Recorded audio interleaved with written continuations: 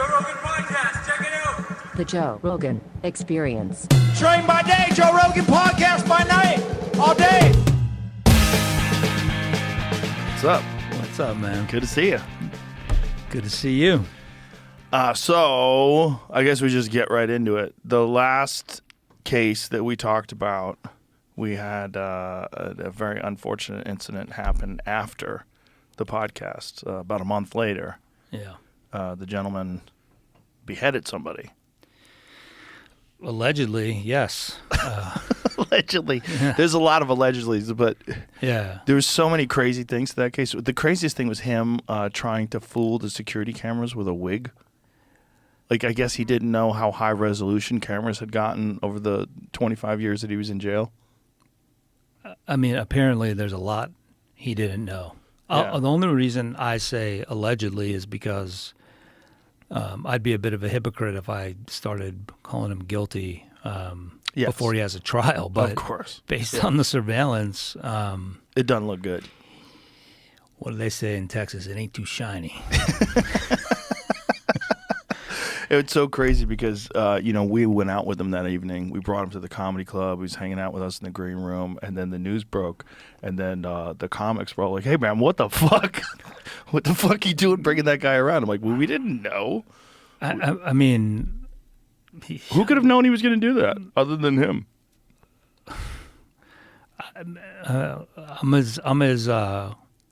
I'm as shocked over it now as I was in the moment. I mean, yeah, I don't, there are no words. I went through, it's really not funny. I mean, I'm only laughing out of sort of nervousness, I guess. Of course. And I mean, yeah, I was in St. Louis of all places, which is only memorable because that's where I was when someone called me and said, have you looked at the news? And I said, I was in court and I was on a break. And, I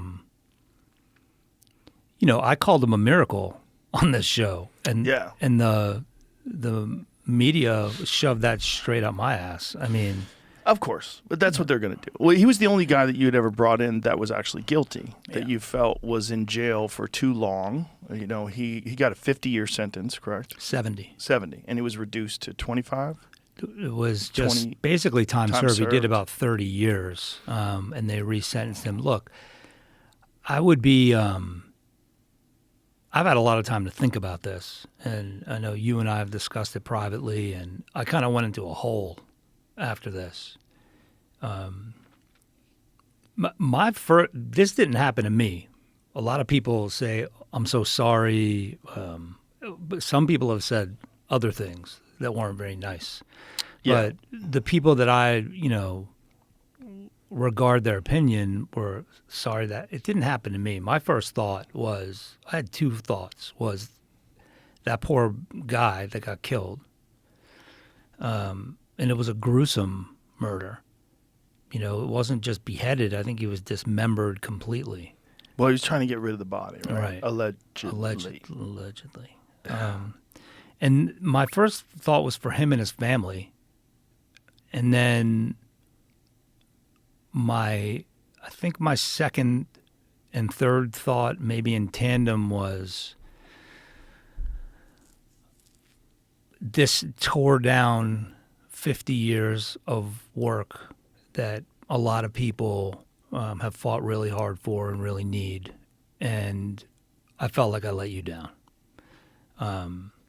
You've given us an amazing platform to get stories out for people that really need help.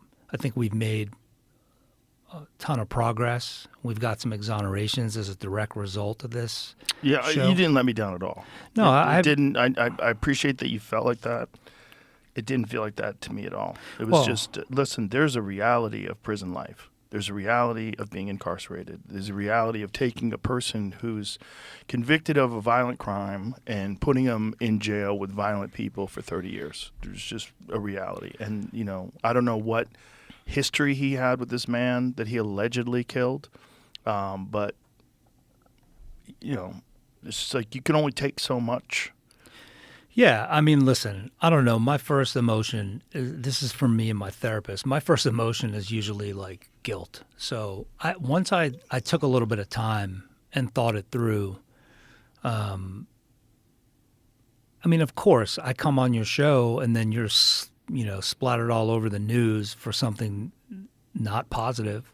Good news is I don't watch the news. And I don't pay attention, and I don't listen to anything anybody writes about me. So it didn't bother me at all. You're rare. So look, for me, I have to take a hard look at what I'm doing and take the mirror out and look straight in it and say, like, what did I do wrong? You did nothing wrong. Well, I don't think you did anything wrong. You just listen.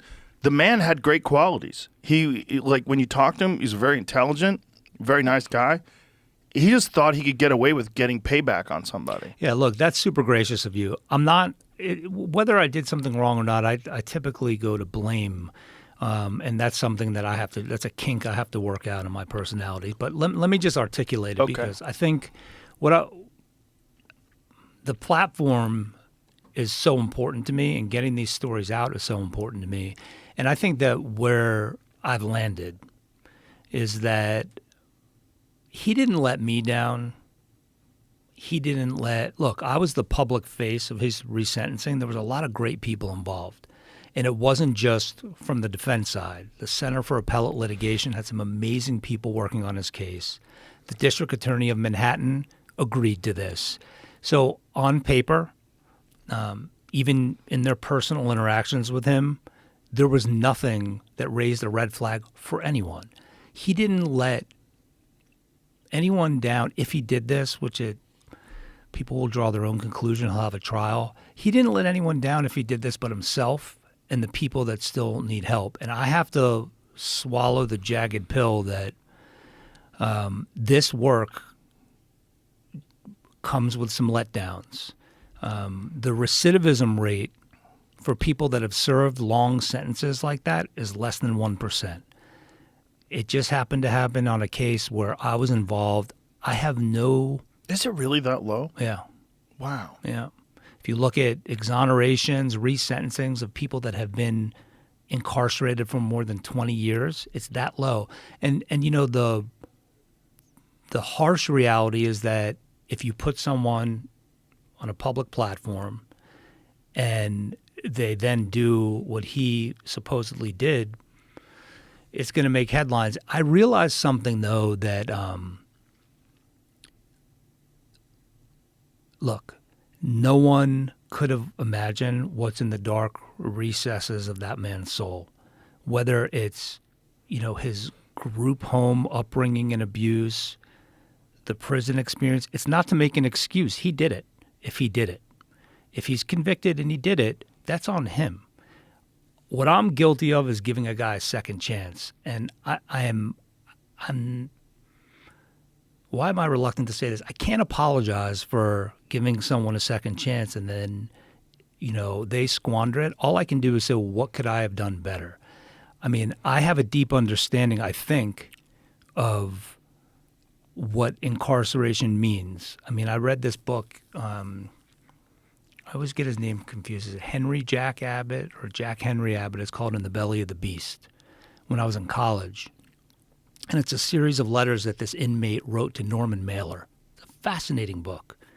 And about what incarceration does to somebody from the standpoint of the practical day-to-day, from the deep psychosis inducing confinement and everything else.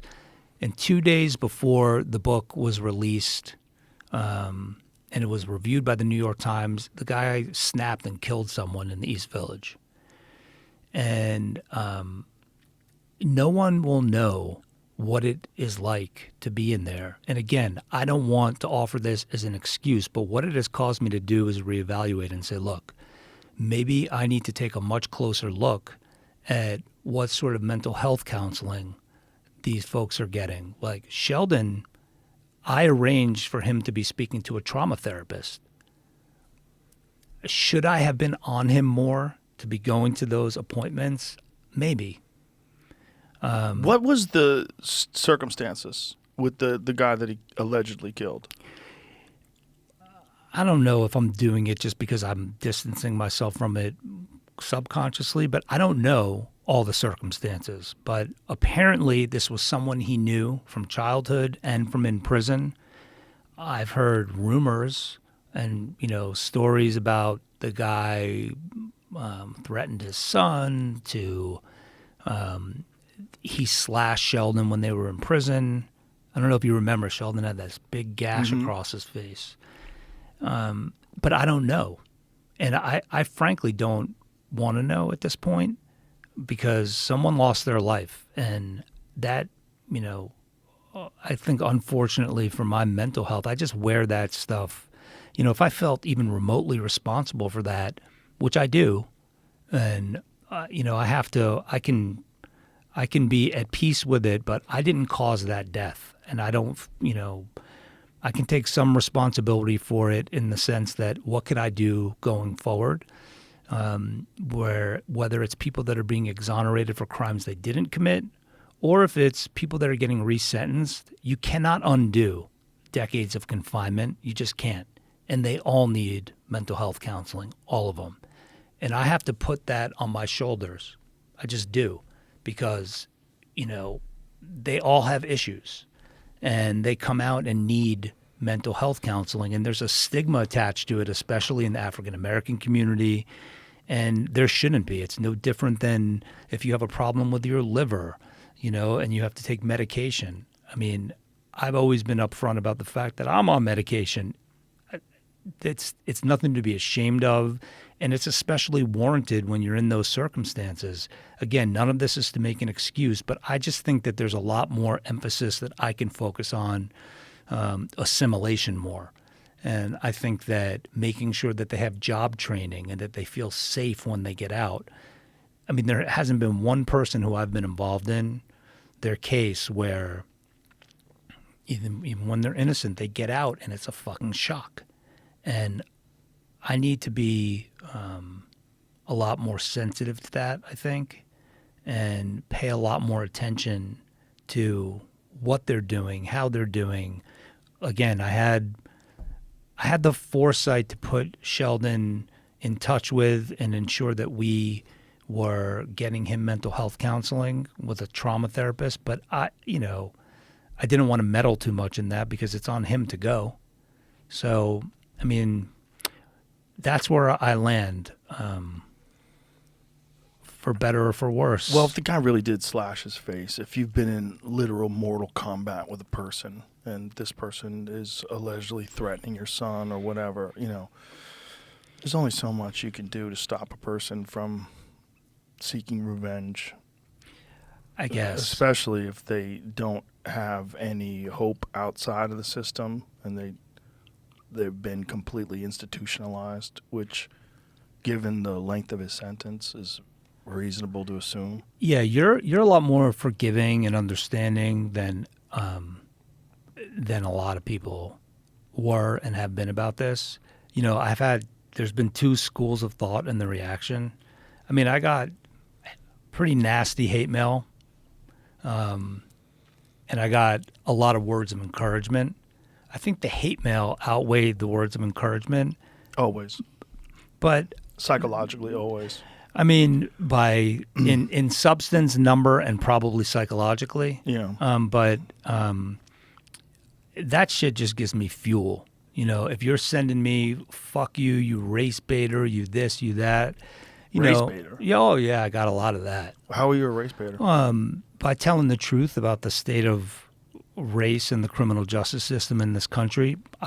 You see, the thing is, the one force field I have around myself is when that's incoming, I'm able to say, okay, thanks for the fuel. I'll never respond to it. Unless you're doing mental health counseling in a prison, unless you're a corrections officer or a police officer, know what it's like to be incarcerated, you have no fucking business giving me your shitty opinion about what you think I am or others that do this work. Get in the fucking arena and do it yourself. And I take that with a big grain of salt. I have enough common sense and practical sense to sort of to disregard that. But I have to be a big enough person to look at myself and say, well, what can I learn from this and what could I do better? Because, I was talking to Derek Hamilton, who's been on the show, and the deputy director of the Freedom Clinic at the Perlmutter Center. And, Derek said, look, mental health counseling when I was incarcerated was something that was like, it flew in the face of the us versus them mentality. I didn't think they could help me. And I didn't want the help. I was mad. And there was a stigma attached to it that I was soft if I did it. I didn't want people inside knowing. So I don't, we're trying to formulate a plan to normalize mental health counseling in prison. So Derek and I are doing a town hall at Shawangunk, which is a pretty rough prison in New York, on December 6th, to try to get some of the inmates to understand that it's okay to ask for this help. I think when they see Derek and hear his story, it's helpful for them. So I'm going to say something that's going to sound pretty controversial, but I think, one of the conversations that I've had repeatedly, I had it with J.D. Vance, I've had it with quite a few people, is psychedelic therapy for veterans. People with severe PTSD because of war, I think, are the most deserving of psychedelic therapy and the benefits of it. And the fact that that stuff is Schedule I and is illegal in the United States, I think, is absurd. It's ridiculous. It's horrible. It's a massive disservice to those people that put their lives on the line and went over and experienced horrific things that the average person like myself can only imagine, and you're not going to do a good job of imagining it. I think prisoners could benefit from psychedelic therapy as well. I think there's a lot of people that could be rehabilitated by changing the way they view things, literally changing their mind, changing their perspective. And I think there's a lot of psychedelic therapies that could aid in that, particularly for people who, they're not violent people. They're a victim of circumstance, or they made bad decisions in their life, or what have you. And they're stuck both mentally and physically. And if we want to use prisons as just a deterrent to crime, okay, I think we should probably put some effort towards rehabilitation, sincere, significant efforts towards rehabilitation. And one of the best ways to do that is to try to change the way people view themselves and view the world and view themselves as a part of the world. The fact that you would even think that would be controversial, I think, is just a byproduct of the fact that anything that somebody articulates that's outside of like what's considered mainstream is rejected. Unquestionably, the research is overwhelming. That psychedelics are one of the best, most effective therapies for PTSD. My therapist has, counseled people with PTSD coming back from war, and has espoused the not only the efficacy of it, but how remarkably different it is from conventional therapies in the most positive of ways. And I could not agree with you more. I think that if you look at some of the European countries that look at their prison systems as a real rehabilitative model, I mean, we have to decide that we talked about the stats, and I'm not gonna relitigate that here. But look, we incarcerate people at a higher rate than any other civilization on Earth. So we have to decide as a society, are we just going to throw people away and put them in cages and make them worse, even if they committed the crime? Or, as you said, are we really going to try to rehabilitate people? Because some people are getting out no matter what, whether they have people like me involved and other great people that do this work, but they're going to get out. Do you want them out like they were just an animal let out of a cage, or do you want them out where rehabilitation is the cornerstone of their incarceration? Right. And it just doesn't happen in our criminal justice system. Well, there's a bizarre attitude in this country that we shouldn't do anything to make their life better while they're in there, you know, and that something like psychedelic therapy is like that it's a luxury, you know, that it's something they don't deserve, that it's something that should be reserved for good people, or that there's some like it's for people that are like fucking off, and you know, the others that do drugs, that whole mentality. Sure, yeah, there's that too. So yeah, I mean, you talk about like looking up at the mountain and saying, can I scale it? I think what you have to do, and I'm talking about this, all it takes is one state, one municipality, one person who says, that's interesting, show us the literature. We have this amazing policy director at the Perlmutter Center named Sarah Chu, and she's in the trenches having these arguments, having these fights, trying to get forensic labs, you know, ensuring that they have the proper training, accreditation, so that they're not introducing, you know, various forms of junk science. All it takes is just the effort going forward to try to start pushing that boulder uphill, or else, you know, again, this goes to, you know, the incoming hatred in a situation like we had here is like, what the fuck are you doing to help try to make the situation better? Because just calling names and pointing fingers and saying you fucked up, or this person that we threw away is not worth saving. Listen, everybody has made some mistake that they wish other people didn't know about. You know, and it's not always homicide, obviously, but a lot of people have done something that, but for the grace of God go I, right? Where if somebody was looking, if law enforcement was looking, it could be you that was there. And would you want a second chance? Would you want redemption? Would you want the help to overcome whatever demons? And I just think why psychedelics aren't, you know, looked at. Ketamine, the little bit that I did, going through a dark time, it almost snapped me in a different direction. Yeah.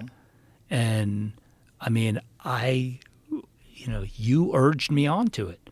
I mean, you were the one that said you should really think about this. And my therapist urged me onto it. And I think, you know, so I know that the literature is there. It's just we have to get past this whole it's so weird that you mentioned that. I was talking to a guy on the plane on the way down who was asked me if marijuana legalization passed in Florida, because I was told, we were talking about, you know, where are you from, this and that, and he was telling me that he was from Colorado, and he told me that, you know, in Colorado, when marijuana was legalized, that there was this whole movement of people that were saying that it would be a gateway drug and that it was going to lead people down this slippery slope to doing other hardcore drugs. And he said, you know, the gulf between smoking weed and turning into a meth addict doesn't exist. He said that the bridge between the two doesn't exist. And if you start walking marijuana use and trying to link it to drugs that the U.S. government considers a problem, the link just isn't there. Right. So, I mean, he was sort of trying to explain to me how he didn't understand how marijuana is any different than alcohol. And I said, well, go tell that to the state legislator in Florida. I don't know what to tell you. Did it not pass in Florida? It got 58%, and it needed 60%. Really? Yeah. I don't get that. I just don't get. Why would? It's fucking more than half the people. Yeah. That should be it. Why did it need 60%? It was the same thing with, the amendment on abortion. It needed 60%. Maybe it was the abortion one that got 58%. I might be wrong about that. But in any event, I don't understand the resistance to psychedelics as a therapeutic, both in mainstream society, let alone in the prison system. Well, it all goes back to 1970. It all goes back to the Nixon administration, the sweeping Psychedelics Act of 1970 that turned everything Schedule 1 that was designed to cripple the civil rights movement and the anti-war movement. That's what it was about. It was about having new tools to imprison people that were anti-war, that were protesting the war. The Black Panthers, civil rights organizations, all these people that were doing drugs, that were using psychedelics to try to achieve a different state of consciousness, and that brought them to these ideas that we're all one and that war is evil and that the United States government is being controlled by the military-industrial complex and that this is a giant problem in our culture, But people were so weirded out by the Timothy Learys and the whole tune in, turn out, whatever the fuck his motto was, drop out. This whole thing of leaving polite society and being a loser and just like traveling around and doing drugs in a van. Like this was like the perspective that people had that was going to take their kids and turn them into ne'er-do-wells and turn them into losers. And that we were going to have a society filled with people that didn't understand the ethics of hard work and what made America great and all this bullshit. Well, look, what's born out of that is this,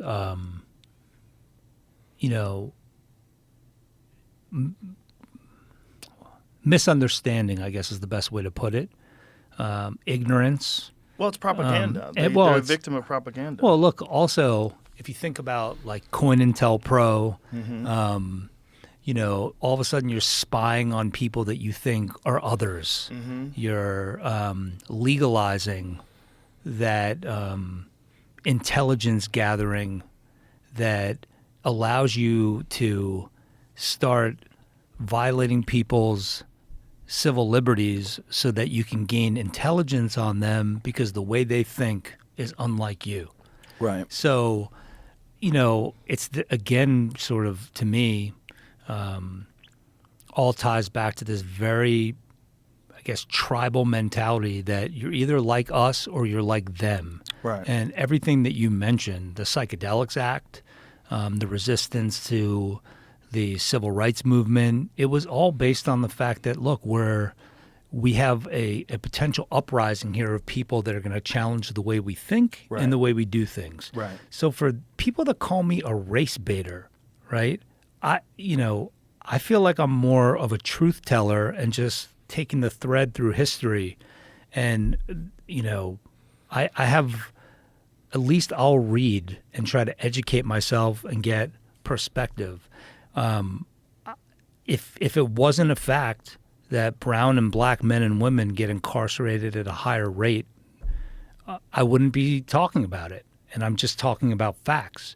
So I think that it's just this tribal misconception about these are drugs and they're bad versus you sit and speak to someone and take some, pharmacologic form of therapy that has probably way worse side effects, can be addictive, and can lead to a whole host of other issues that you then have to take something else to address, versus just having the openness to take a look at a different way to potentially help someone. So I don't understand it, and the only thing that I can do is just to keep on being open-minded and, try to figure out if there's other ways that we can convince the people that are in these penitentiaries and that run them to allow programs that at least give you a crack in the door to get in. Well, I think the doorway to that is to first show the effectiveness with veterans and with other people that aren't incarcerated, And that once that gets established and once that becomes something, I think it's much, much more established now than it was when I first started talking about this stuff 20 years ago. You know, like probably when I had my first experiences was a little more than 20 years ago. I think people had this very ignorant idea that was born out of propaganda. Because you have to think 20 years ago, it was only 30 years removed from the sweeping Psychedelics Act. So you're dealing with a whole society that's been just programmed by propaganda and lies. And that those propaganda and lies were established in order to villainize this one group of the population that was completely changing the culture. The difference in the United States culture from 1965 to 1955 to 1965 was so dramatic. It was such an enormous shift. You know, then you have the Vietnam War, the protests, all these things that were happening in the 60s, the music, everything was changing so radically and so drastically that the people in power had a very, like an accurate sense that they were losing control and that change was inevitable. And they threw water on it, and they did a great job. If you look at it from that perspective, the difference between it's terrible what they did, but it was effective in that from 1970. A great job of throwing water on it. Yeah, a great job of changing culture, which was changing in a potentially beneficial way for everyone, to get us to recognize that we truly are all one, and that the way to make things better for everyone is to make things better for the most disadvantaged. And this was the civil rights movement, right? And this was the anti-war movement. This was recognizing that people are being taken advantage by the military-industrial complex and just sent overseas so that they could profit. Hey, man, I the first guy that I met that really changed my perspective on the world, especially in terms of what I could potentially do as a lawyer, was Jerry Lefcourt. Jerry Lefcourt was Abby Hoffman's lawyer. He was the lead attorney in the Panther 21 trial. I was like a kid. I was in my late 20s, and I was met with him to help him pick a jury on a case. And I had read about him before. And he saw something in me. We hit it off. He became like my surrogate uncle, and he would regale me with tales of his of the Panther 21 trial. And here's a guy that was kind of winging it in his late 20s and can feel the change that you're talking about happening, and he could feel the weight against him, the pushback coming from the other side, where he would get death threats. He would get bomb threats at his office, where he could not even see his client in jail approaching trial and had to get on a cherry picker in outside the jail to be able to get even with the window so that they can communicate. Jesus Christ. So Jerry Lefcourt, and he, by the way, got a full acquittal in the Panther 21 trial against all odds. He was the first person that told me about COINTELPRO and what the lengths that the government will go to when they feel like their message, their way of doing things is being challenged. And I think that you hit the nail right on the head, which is this was like a flew in the face of Leave It to Beaver. It flew in the face of, Father Knows Best. Mm-hmm. Yeah. It flew in the face of what white America was trying to instill as a value system that should be followed by all people without question for all time. And people started to say, what the fuck is this about? Right. I want to explore the messiness and the gray areas of what it means to exist as a human being. Right. And that expression, whether it was Richard Nixon or the people around him that got their backs up, so if you are a student of history and you start to understand sort of why we're here rather than just looking here and forward. I think these things for me are a little bit easier to understand when somebody comes at me and calls me a race baiter for the work that I do because I talk about the problem of race. I understand that that's born out of ignorance. And I don't mean ignorance like you're a dummy. I mean ignorance like you don't have access to the information. Yeah, or you chose not to have access to it. Yeah, your perspective is incorrect. Read Ta-Nehisi Coates' book, Between the World and Me. It's a fascinating fucking tale. It's a letter written from this, black man to his 15-year-old son. And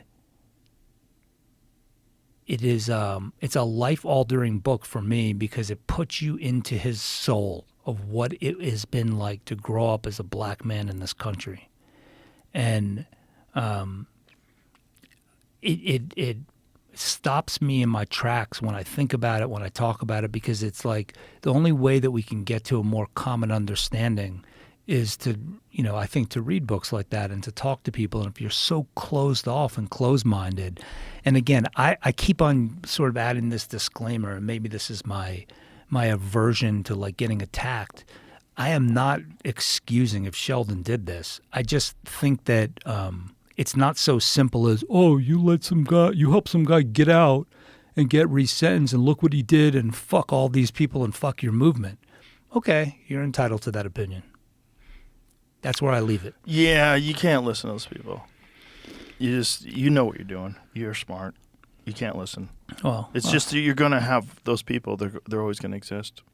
There's always going to be people with limited information perspective, and limited information people sometimes are the loudest and the most vocal about it, and also the ones who are least willing to objectively assess how they came to the conclusions that they're so vocal and loud about.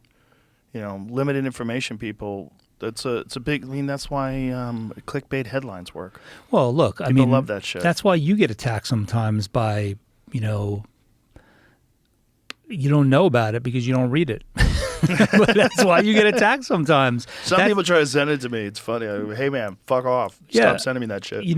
Someone in my family, a cousin of mine, sent me a link to a story about you endorsing Trump and wrote, "What the fuck?" And I said, right, what the fuck? Why are you sending this to me? Like, first of all, what the fuck? What the fuck are you? Because you all of a sudden support this woman who, by the way, probably should have accepted the invitation to come on the show. It might have been the difference between people getting to actually know who the fuck she was. But putting that aside, it's like I have to do a much better job of filtering that stuff out, because the notion that, you are going to be influenced by outside forces other than what you're doing. Like for you to say, you know what you're doing. I like to think I know what I'm doing, and I feel like I'm doing good things. And I just got to keep on working in that direction, not let what happens slow me down, try to learn from it and go forward. Look, I don't want this to come across as like constantly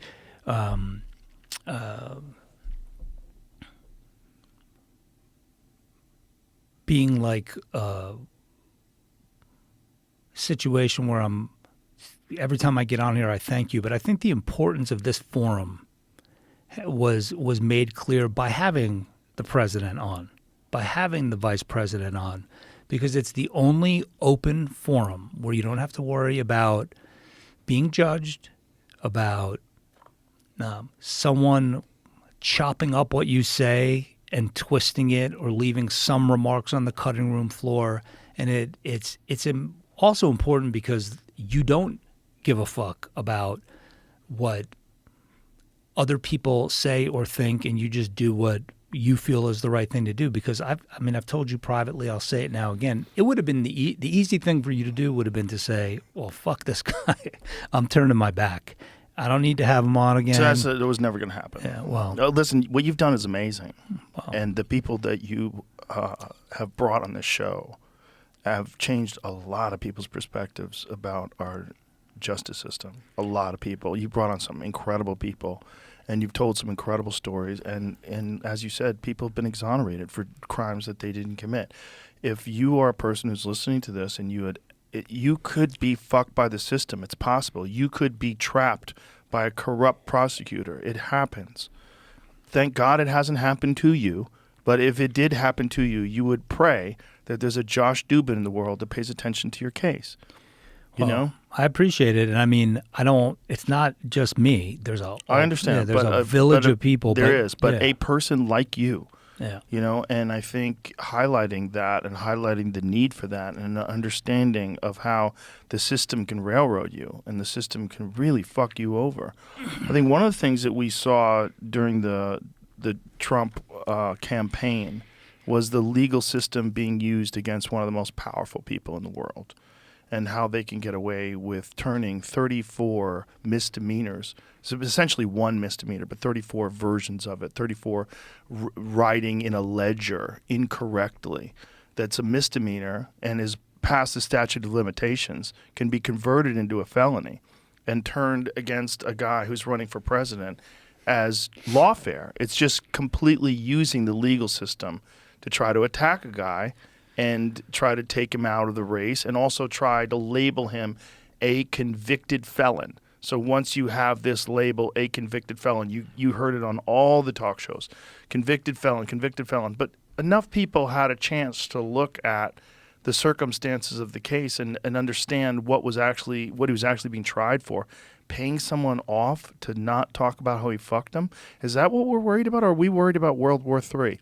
Is that what we're worried about? Are we worried about terrorist cells like being established in the United States because our border's wide open? Are we worried about the price of groceries and people being able to feed themselves? That's what we should be fucking worried about, not whether or not some guy fucks someone. Like, who cares?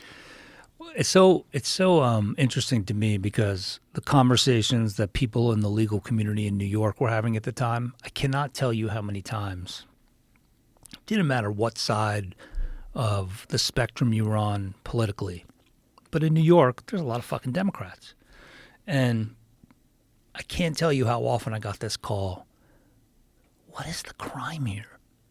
With regard to that particular case, first of all, the DA in Manhattan seemed to realize that it was a futile endeavor to go after this guy and retreated. And then something happened, and you remember the special prosecutors quit because they were furious, apparently, that the DA wouldn't go forward with the case. Then something happens in between, and Alvin Bragg, the district attorney of Manhattan, proceeds with the case. So many legal scholars said, what is the crime here? I understand there's a series of misdemeanors that somehow gets flipped into a felony.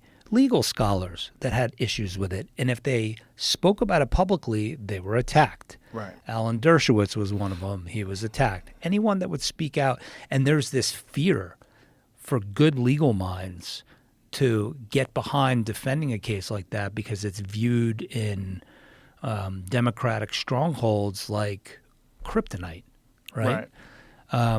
So, remarking on that case, yeah, it was weaponized against him. And that's why I think it was this morning the judge in that case agreed to a joint motion by the prosecution and the defense to put everything on hold because they're deciding whether or not they're going to dismiss that case. And if you remember, the drum that was constantly beat before this election was he'll never get out of these state cases. The federal ones we understand because he can pardon himself. But the state cases, those are going to be a problem. Well, not so fast, right? Because now if it was that much of a crime and that people were so up in arms about it, why are they now considering dismissing it?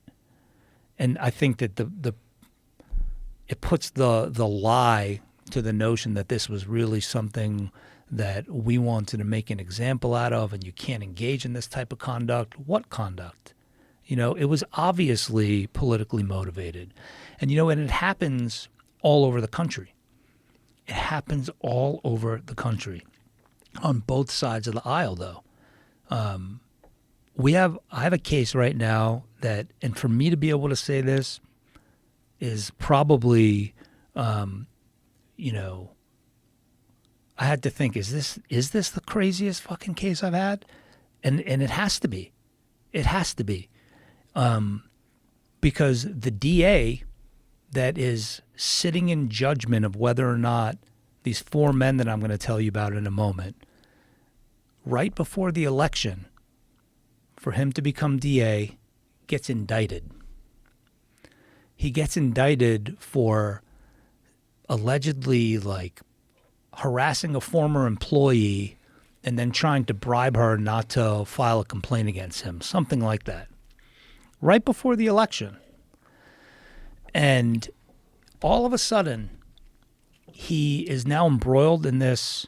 He loses the election a couple of weeks ago, and he is now finds himself according to him, wrongfully accused of a crime he didn't commit. Well, my client is a guy by the name of John Edwards, and there were four guys. This is in Lorain County, Ohio. It's John Edwards, Lenworth Edwards, Benson Davis, and a guy named Al Cleveland. New York guys in the early 90s who were selling drugs in Ohio. They were going back and forth from Ohio to New York. And one morning, a man by the name of Epps is found dead in the street. His roommate is found about 7 hours later, a woman named Marsha Blakely, dumped in an alley behind a shopping center. The case is cold for a month.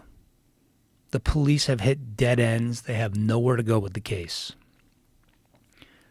The prosecutor's office offers a $2,000 reward for anyone with information about the case. Wouldn't you know that the next day, a man by the name of William Avery Sr. walks in to the Lorain County prosecutor's office. They sit him down with the police, and he says, I have information about the case. Now, this guy, William Avery Sr., was a known informant. The police knew him. He had come and tried to give information about other cases, didn't pan out. He was also a drug addict. And they sit with him for over an hour, and they say to him, everything you're telling us has been in the papers. So you're not giving us anything new here. He shows up the next day with his son, William Avery Jr., and he says he witnessed the murder. So William Avery Jr. talks to the police. At the end of that interview, he goes, what about the reward money? And the officer says, let's turn the tape recorder off and let's talk about that. They tell him, we're not giving you the reward money because now you're telling us that information that's been in the papers. And all you're telling us is that you saw Marsha Blakely assaulted in an apartment. You're not telling us anything about the murder. The very next day, he shows up and says that Al Cleveland told him that he murdered Marsha Blakely. So let's put a bookmark in it because I decided I wanted to do something a little bit different today. At the end of the episode, I'm going to give you a Twitter account. I've submitted today a 40-page submission. All of the exhibits that are mentioned in that submission to the Lorain County prosecutor. His name is J.D. Tomlinson. So now I'm going to invite the public. Before you go writing a letter to him or calling him, you read the submission and look at the exhibits yourself. Because what often happens is that in these reinvestigations, prosecutors' offices have something called a conviction integrity unit, where they say they'll reinvestigate the case. And the very first thing they make you do is sign a no media agreement, that you won't go to the media, because the last thing they want you to do is what I just did, is to talk about the case publicly. So we're not in a conviction integrity unit. We're trying to appeal to a prosecutor, J.D. Tomlinson, who, from what I understand, has told Al Cleveland's wife, because I've spoken to her. Her name was Roberta, great woman. Came up to her in the summer at a barbecue and said, when I was a law student, I sat in on your husband's trial. And it always bothered me. And I want you to come in and have your lawyers come in. I'm going to do the right thing. And now that he's been indicted, he has gone silent. I haven't heard from him. I've texted him. I see he reads my messages because he has read receipts on. And I guess he doesn't know that. And I've asked him for his time. I think in his wildest dreams, he probably never could have imagined that the case was going to now become national news. He has between now and December 31st to do the right thing and exonerate them. The incoming DA would never do it, I don't think, from what I've heard. So I'm going to invite the public, and I'll give you the link at the end, and I want to tell you the rest of the story. Because some of the things I tell you, you're going to say, come on, that can't be true. So I have the exhibits sitting in a folder for everybody to read. But, I think that the justice system has been weaponized against J.D. Tomlinson because he was coming up for a re-election. There's all sorts of personal animosity between him and the guy that just got elected. There's allegations, at least, that the guy that just got elected helped, was somehow involved in, getting him indicted by a special prosecutor. I don't know if it's true or not, but it doesn't just happen on the big national stage. Right. It happens all over the place, and you just don't always hear about it. Well, I think the fact that it happened on the big national stage the way it did, and not just the case of the hush money, but also the case of Mar-a-Lago being overvalued, which is preposterous. That was one of the most ridiculous ones. They listed it at, $17, $18 million? I would buy 5 of those if they were available for $18 million. You know how much money you would make for that kind of property? You ever been to this place? No. I've been there a bunch. I've seen it. It's magnificent. Yeah. You walk in there and you feel like, Marjorie Post bought it and had it designed. It's magnificent. Forbes, I think, had valued it between $700 and $900 million. Is that true? Find out what the valuation was. But independently, before all this shit, it had been valued, and I think Trump valued it over $1 billion, which of course he's going to do. And he's doing it to the bank, right? But trying to get a loan. Paid the loan off with interest. Everything was fine. There's 0 victims involved in this. And the fact that they want to say that it was actually, so what does it say here? Okay, $350. Okay.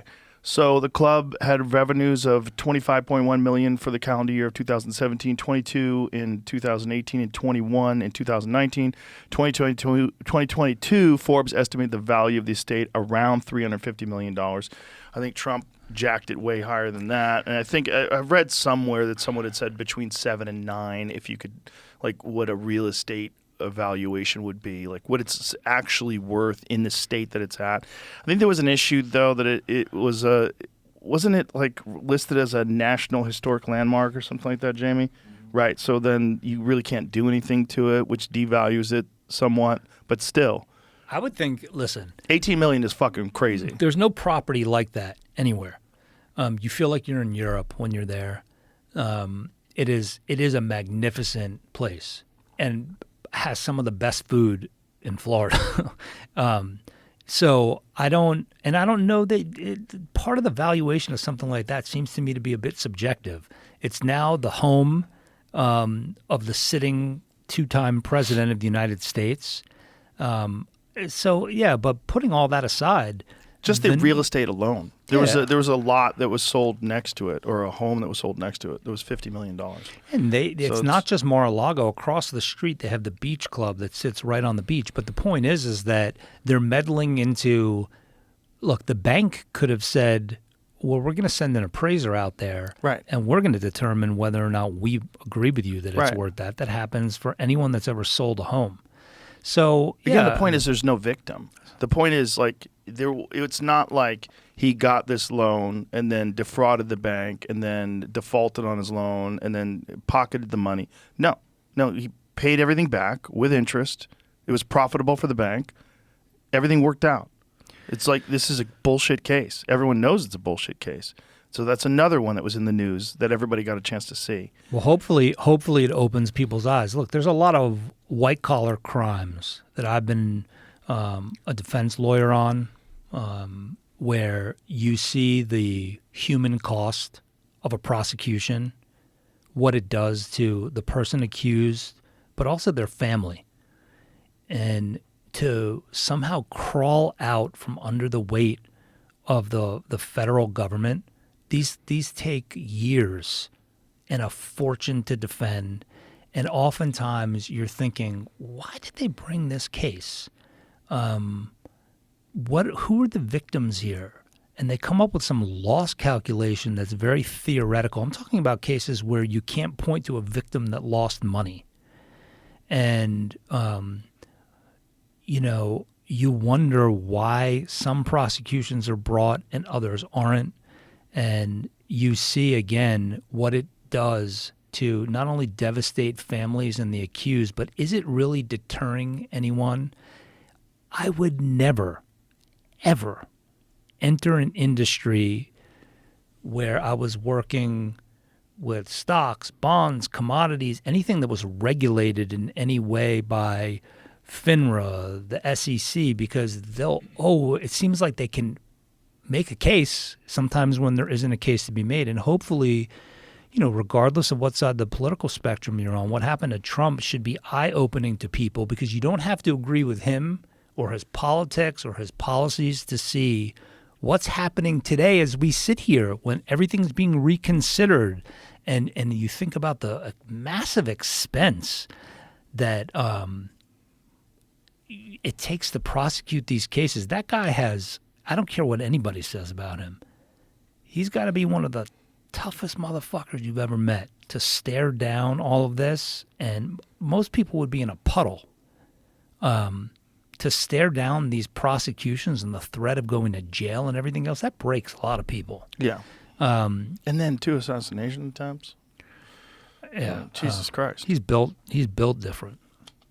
Yeah, he is. I mean, the guy's 78 years old, and I talked to him for 3 hours, and he didn't pee before, he didn't pee afterwards, just sat here, talked, didn't lose any energy, and then flew off to do a campaign rally. Yeah, listen, I wish him all the success in the world. I hope he does well. I got these, you can't vote for Kamala Harris after what you've said about her. You're right.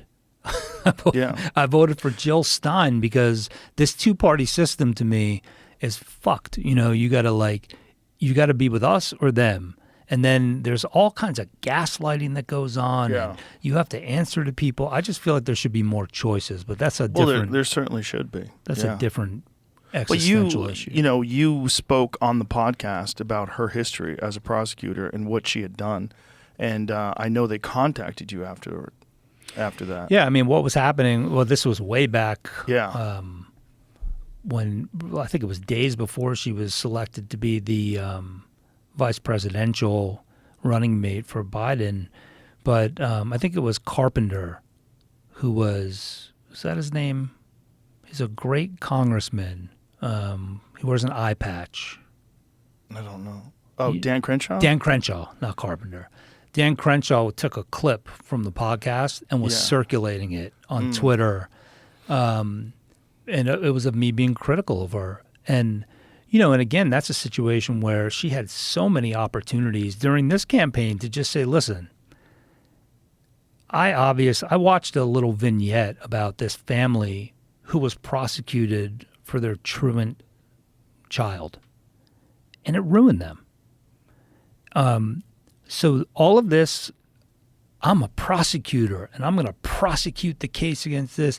That petrified me, because I have sat in rooms with prosecutors that just want to be right and win. And I would just say, please, just open your mind a little bit. I just sat in a room with the conviction integrity unit, and there were prosecutors in the room where, and I can't sign one of those agreements, so I can't name the case or the city or the borough, but where the prosecutor went to federal prison for bribing witnesses and is accused of the same conduct in this case where he was giving money to someone who has recanted their testimony. And the prosecutors sitting in the room were like, it wasn't that they weren't open-minded. They had their mind made up before we got in there. And you feel like saying, can't you just listen? Just listen. They just want to win. Yeah, and I think that is my problem with the two-party system, is that it's you're either on this side or you're on this side. Right. And there's no room for gray area between the issues. Right. I have a friend who, I mean, I learned so much during this election. I have a friend who is from Central America, and she was telling me I didn't, when Trump won the first time, I was furious. I couldn't stand the guy. But when I came to this country, I saw my mom fight for citizenship, and I saw what she had to go through the right way for me to get citizenship. And she said, so I just can't vote for anybody but him. So everybody has their own reasons for doing it. It doesn't mean it has to be all about a cult of personality and you're endorsing everything about the person. And I think that, having that understanding that, look, a lot of people that I spoke to a friend of mine the other day that grandparents, were in the Holocaust. His grandfather survived the Holocaust, and he voted for Trump because he's like, I didn't feel protected by the other side, as the grandson of people that went through that. So, yeah, I just think that watching a system get weaponized against someone in that way, it's upsetting, and hopefully, like you said, it opens people's eyes to the fact that if they could do it to the president, yeah, it could happen to you. And it's so transparent. It was so transparent. It wasn't like he committed a murder, and there's a lot of evidence pointing to the fact that he committed this murder. No, it was just a crime that didn't make any sense. You're going to spend millions and millions of dollars prosecuting this crime. You're going to parade it around for the whole world just so the Democrats can have this talking point, convicted felon. And you just see it repeated over and over again on MSNBC and CNN. These pundits want to say, convicted felon. They want to say that.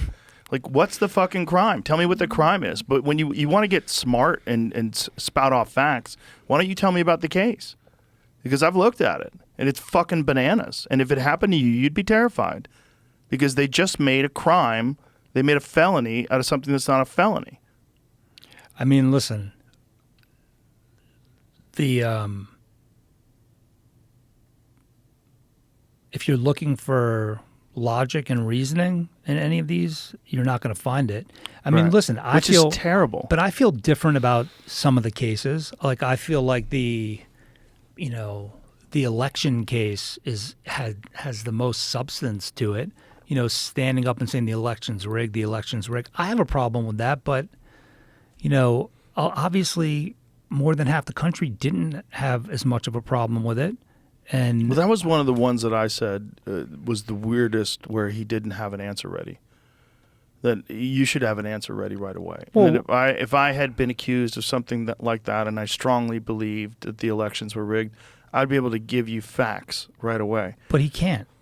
Well, who's his facts? Rudy Giuliani and MyPillow? Well, that's the thing, is like, I don't know how much time he has to investigate the cases, right? So he has probably people telling him things.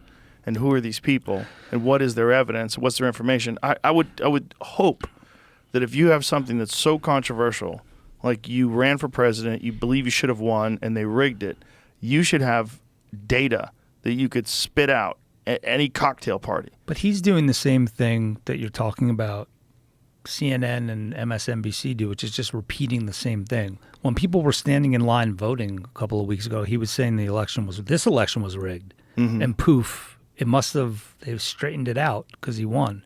But I don't, what he was saying was they were trying to rig the election.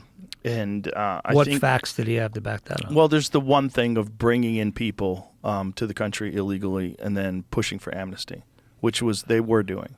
They were doing. I just don't know the numbers on it, and I don't know if There's there's any- millions of people. Yeah. If you think about the amount of people that came into the country, right? And you think about how some of these swing states, the cumulative votes was like 75,000 that switched it one way or another. And just you can imagine if you're bringing in millions and millions of people and you're moving them to swing states. Well, you could do that. if that's true. And the evidence against it was like, well, they're not all moving to swing states. Well, okay, you can't tell people where they can and can't move once they come to the United States. If they have family that's in Texas or if they have family that's in Arkansas or whatever, they're going to go wherever the fuck they want to go. But a significant number of them were in the country. If you're bringing in 10 million people, you have quite a bit of a buffer. It's not a perfect system, but if you're trying to let people in illegally and then give them not just protection, but also money, food stamps, housing, taking care of them, and then giving them an incentive to vote for the party that did that to them when the other party wants to, they want to round people up in mass deportations. Yeah, but putting party aside, what evidence did you see? Documentary evidence that people were registering to vote, and how many of them? Well, it's not that they were registering to vote. The issue is that there's no voter ID, which is fucking insane. You need an ID for everything. This ID where that poor is there no people- voter ID? Harris won some states that require voter ID, contrary to online claims. Fact check. So, so there's an online chart that's incorrect that people are passing around. See this is exactly. So, what states did she win that have voter ID? Well, there's certain like deep blue states. I hear you. Colorado and Rhode Island. But are look two. what just So is happened. that two? Is that the two?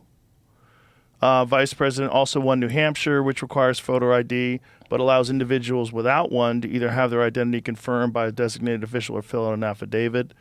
Harris also won both Delaware and Virginia. So there's a couple states that she won that have voter ID. But these are like these deep blue states. Fair enough. Look, I think don't that know. the question is the swing states. I don't know enough about it, and I live in a world where I need the evidence. But backing up to the other election, look, I'm just saying, if there was one case where I was like, come on, man. You know what's weird about the 2020 that we keep going back to is the amount of people that voted. That's what's really crazy. Way more. Way more. Way more. Way Yeah. more. And I don't know what to make of that. Well, it's the first time ever you have mail-in ballots that are used ubiquitously. You know, that wasn't a thing before. Mail-in ballots were essentially for people that were overseas. Well, I think COVID had a big part. Sure, big it role did, playing but that. also never, miss an opportunity.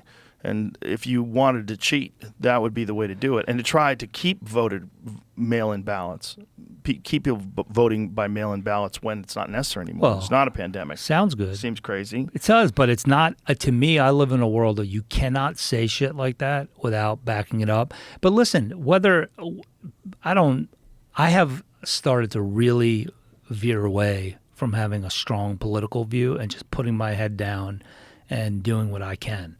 So I don't see the evidence on the prior election. I see the claim repeated a lot. I just didn't see I don't see the evidence either, but I do see evidence that people are trying to make it easier for illegals to vote. That disturbs me. The pathway to citizenship has always been kind of difficult. And when you talk to people that have done it the right way, it's very hard. They have to go up for review.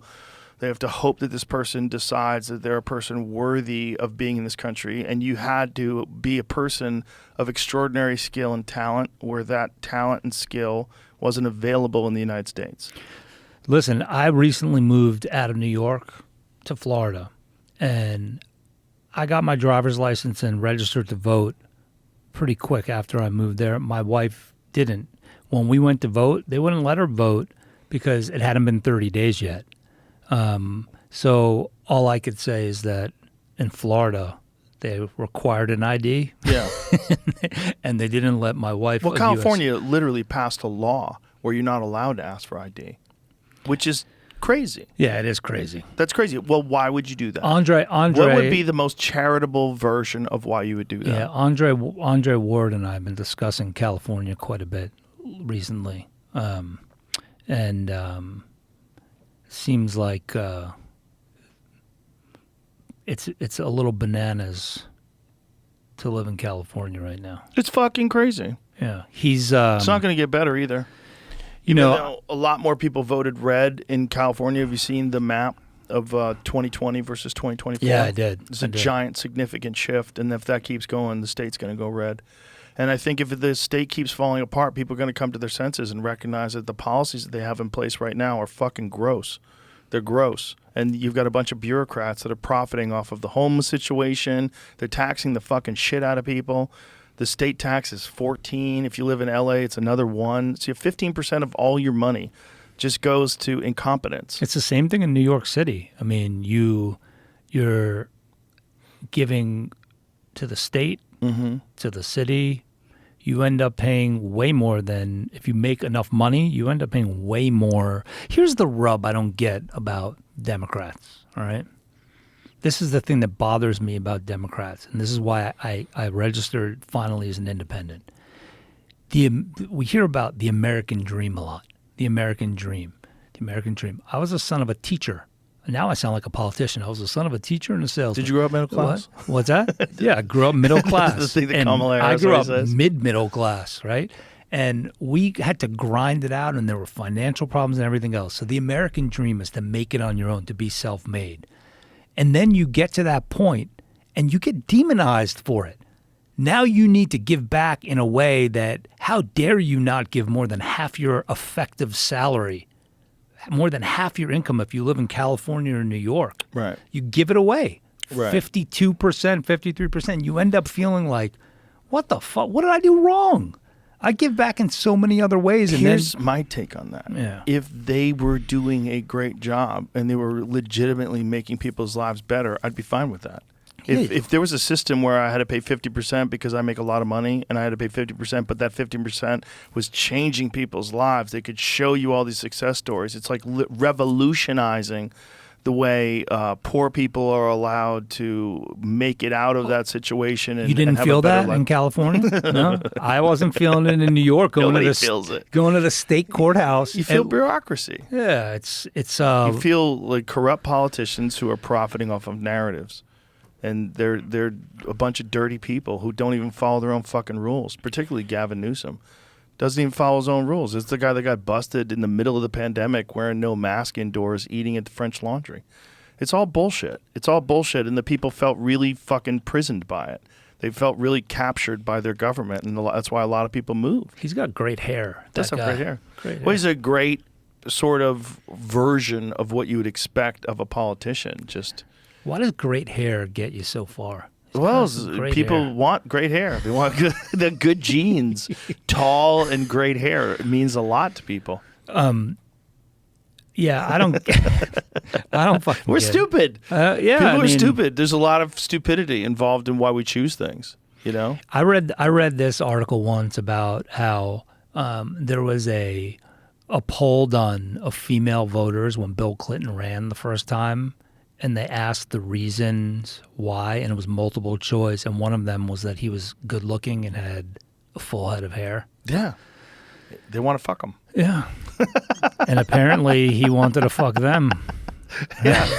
He was a great president, though. I mean, in terms of policy, in terms of what did for the economy, guy was a great president. Well, great orator. I agree, except for the fact that mass incarceration kind of started with him. Yes, the crime bill of '94. Yeah. Yeah. So I think that our prison industrial complex started with Bill Clinton. Well, it was kicked off by Joe Biden. Was It did, Yeah, which you're is right. hilarious. It's That this true. is the guy running against all that. yeah. It's all bullshit. You know, I don't. It was very interesting to me that this is playing out in real time with the incoming president, and I have this parallel situation going on in Ohio. This is called a weave. I'm weaving back to Ohio, and I want to tell you the rest of the story about the Ohio 4. So this guy, J.D. Tomlinson, is the prosecuting attorney in Lorain. He's under indictment right now. He's got 2 months left. Like I said, he now knows, according to him, what it's like to be wrongfully accused of a crime. So watch this. You have these 4 guys who, so again, it's Al Cleveland, Lenworth Edwards, John Edwards, Benson Davis. Yeah, you got to light up for this one. Yeah, that's fun. So I told you, William Avery Sr. goes in, tries to get the reward money. They tell him, fuck off. Brings his son in the next day. They say to him, no dice. Then he comes back and says, okay, Al Cleveland told me he committed the murder. Comes time for their trials to begin, and they're going to all be tried separately. And William Avery Jr. gives this account of how this murder happened. And he says that he watches this woman, Marsha Blakely, get beat for 15 to 20 minutes inside of her apartment, and that, you know, the reason this woman gets beat is because Al Cleveland wanted him to work off a debt and beat her up, and he said no. So then these four men bust in the door, and this is how the crime occurs. It comes time for the first trial of these four men, and William Avery Jr. shows up as the prosecution's star witness, and he says, I want $10,000 to testify.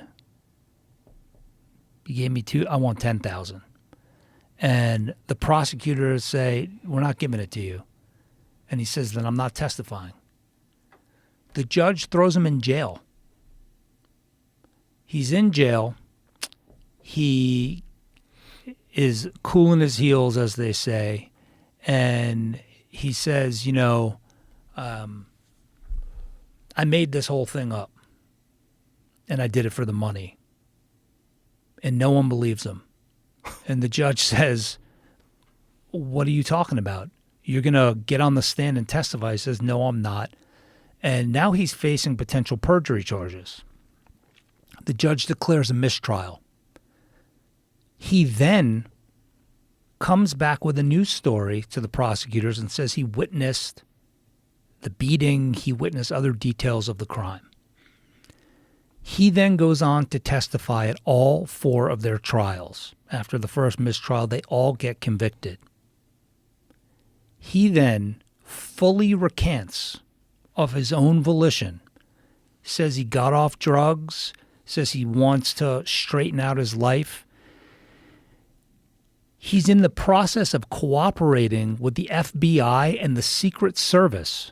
Now, these exhibits are sitting in this folder. You go to Twitter, it's Free the Ohio 4. Free the Ohio 4. There it is. And if you just click on that URL. Only one person's following? Well, Zero followers? There was a reason, because I didn't put it up until right before the episode today. I want to be the first person to follow it. So I'm going to get on right now and be the first person to follow it. If you click on that, it will bring you to a folder with this 40-page submission that I put in today and references to all of the exhibits. So here, this is my first page. At the trials of Al Monday, that was his pseudonym, Al Cleveland's pseudonym. At the trials of Al Monday and those charged with him, I testified under oath that I was an eyewitness to Alfred Cleveland, who I knew as Monday, along with other people I knew as J.R. Will and Shaquem, who was John Edwards, beat Marsha Blakely at Floyd Epps' apartment and then murder her behind Charlie's Bar in Lorraine. All of this was a lie. I never witnessed the murder of Marsha Blakely, was not with her or Al Cleveland the night she was murdered. I only done it for the money, and everything was not true.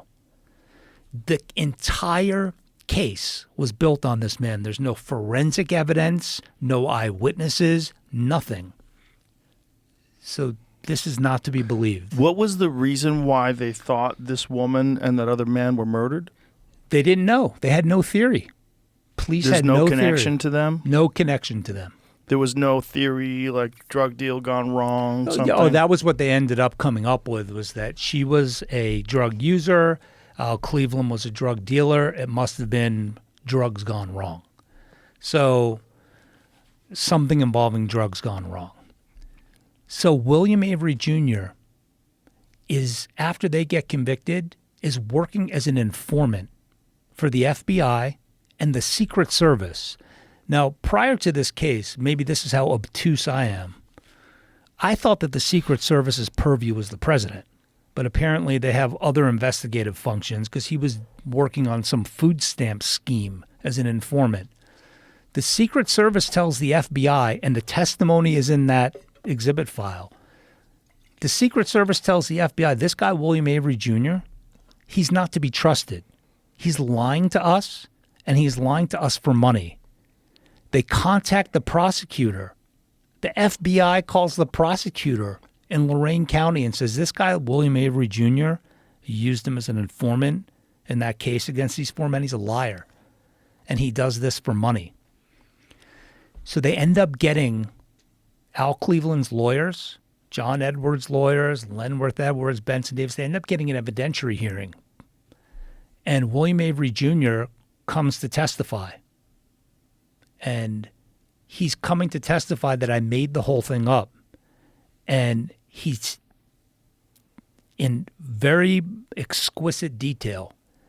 His father, who obviously brought him there, threatened his life. He sat him down and smoked crack with him to calm him down. You can't make this shit up.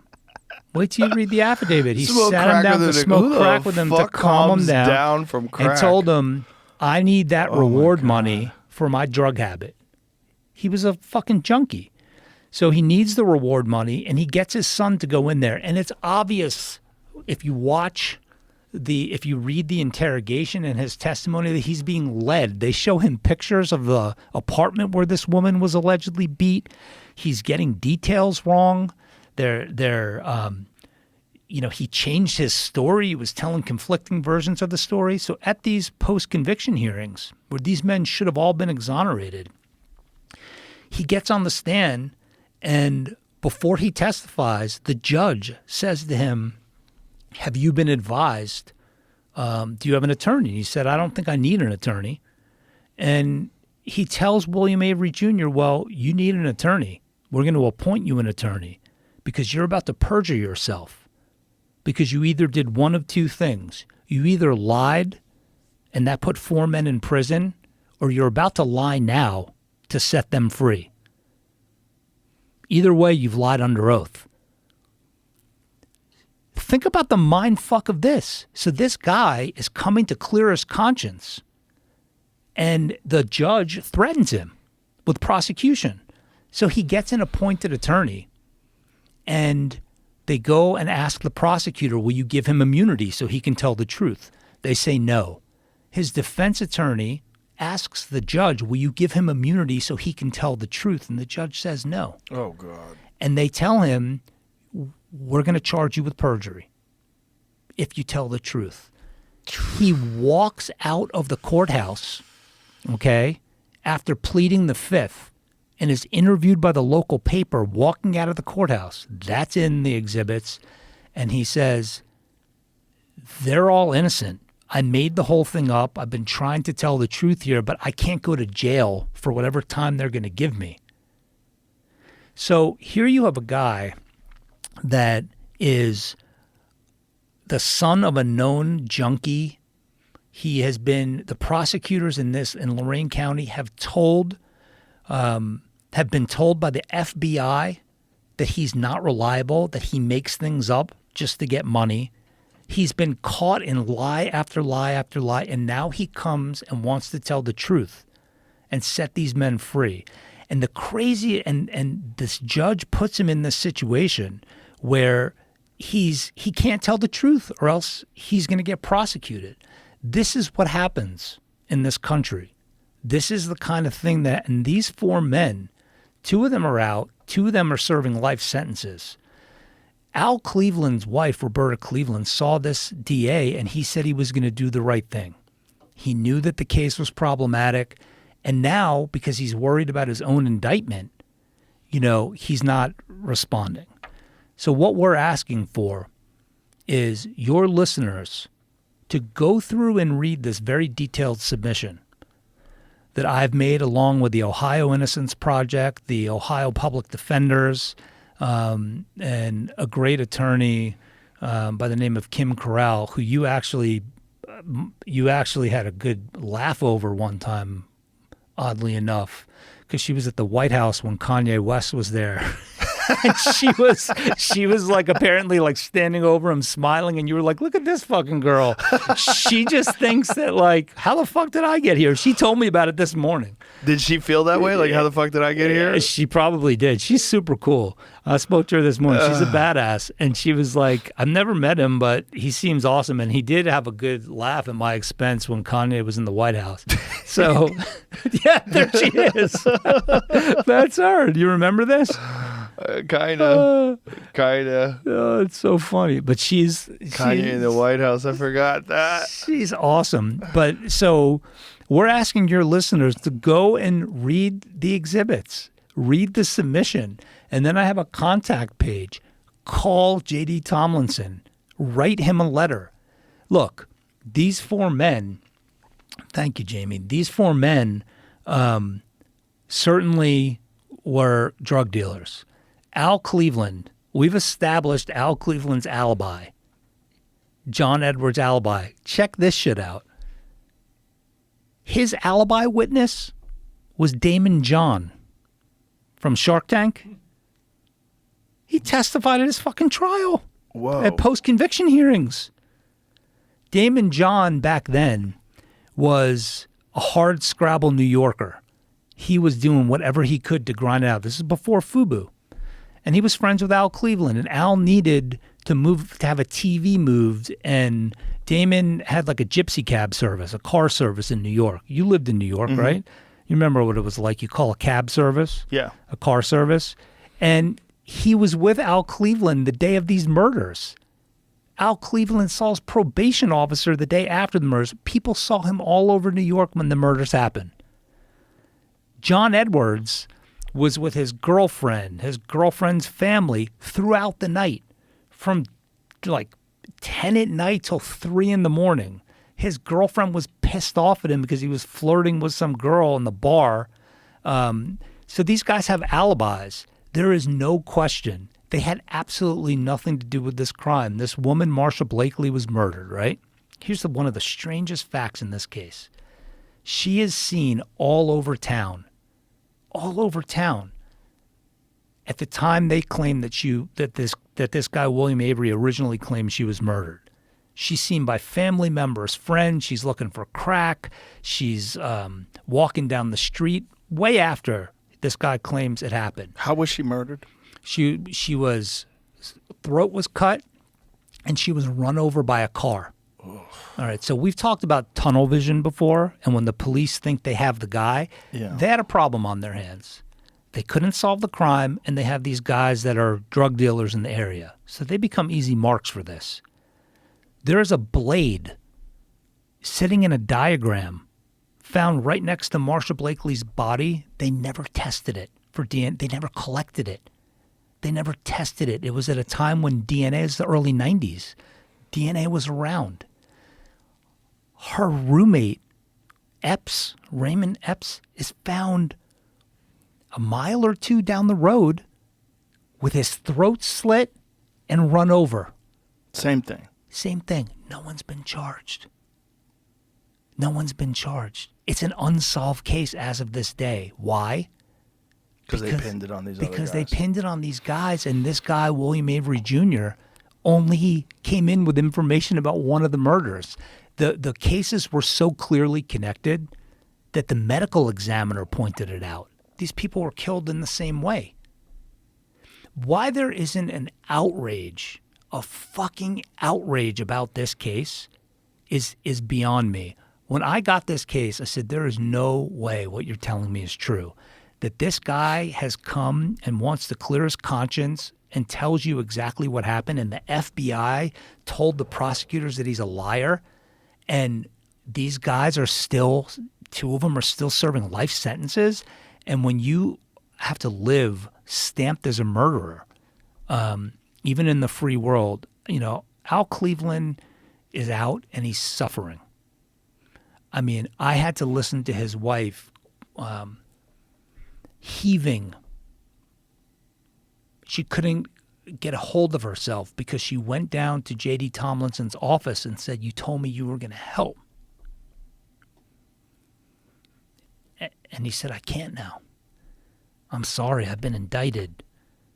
The last time I exonerated someone, look what they did to me, because he exonerated someone else and his political opponents attacked him.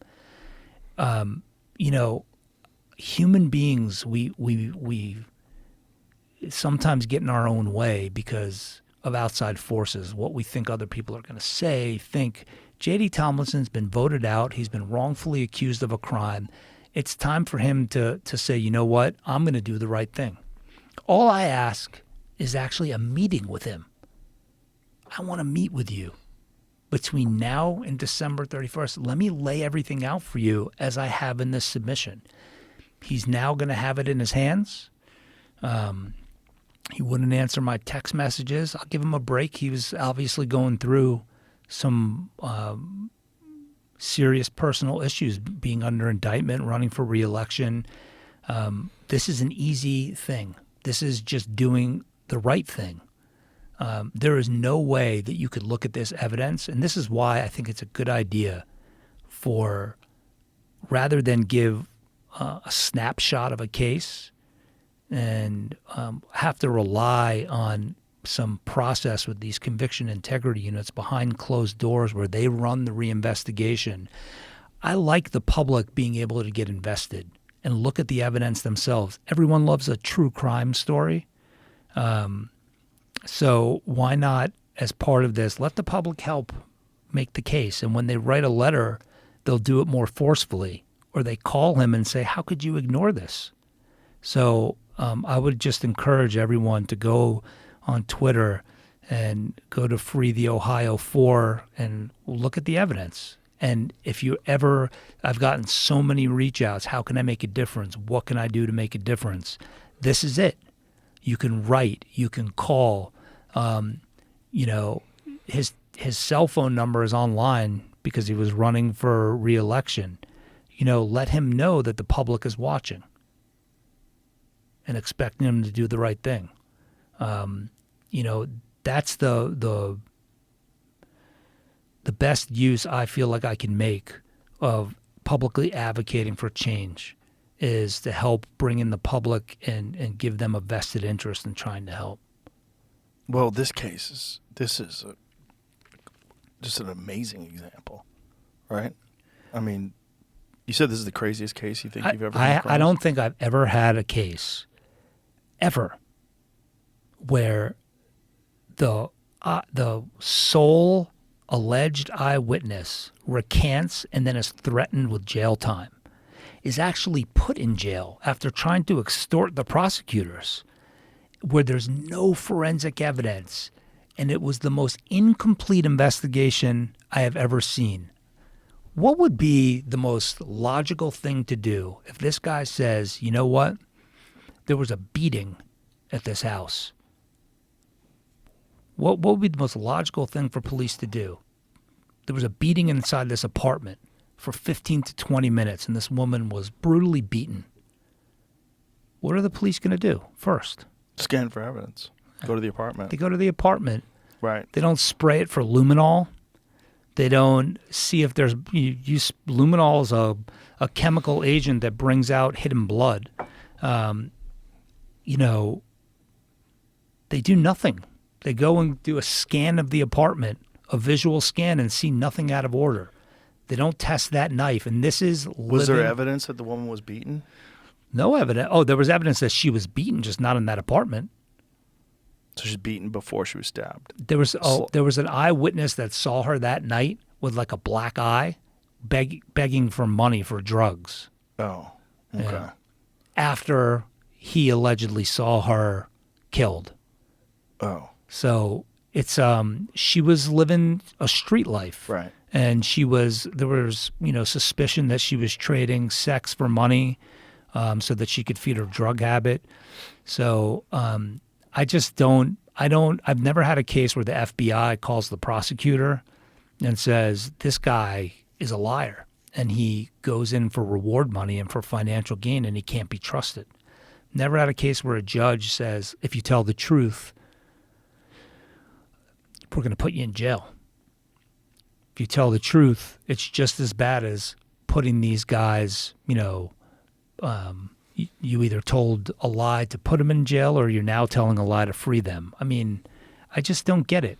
I just don't get it. I don't understand why, in almost half of the cases where there has been an exoneration based on a sole eyewitness's testimony, over half the people recant.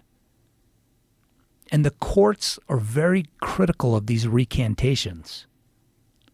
So in other words, if someone makes up a story and then they come back and say, look, I made that up because my dad was threatening me, because the police threatened me, that's somehow viewed very, very critically. Whereas the initial allegation, it's really easy to put someone in jail. Real easy.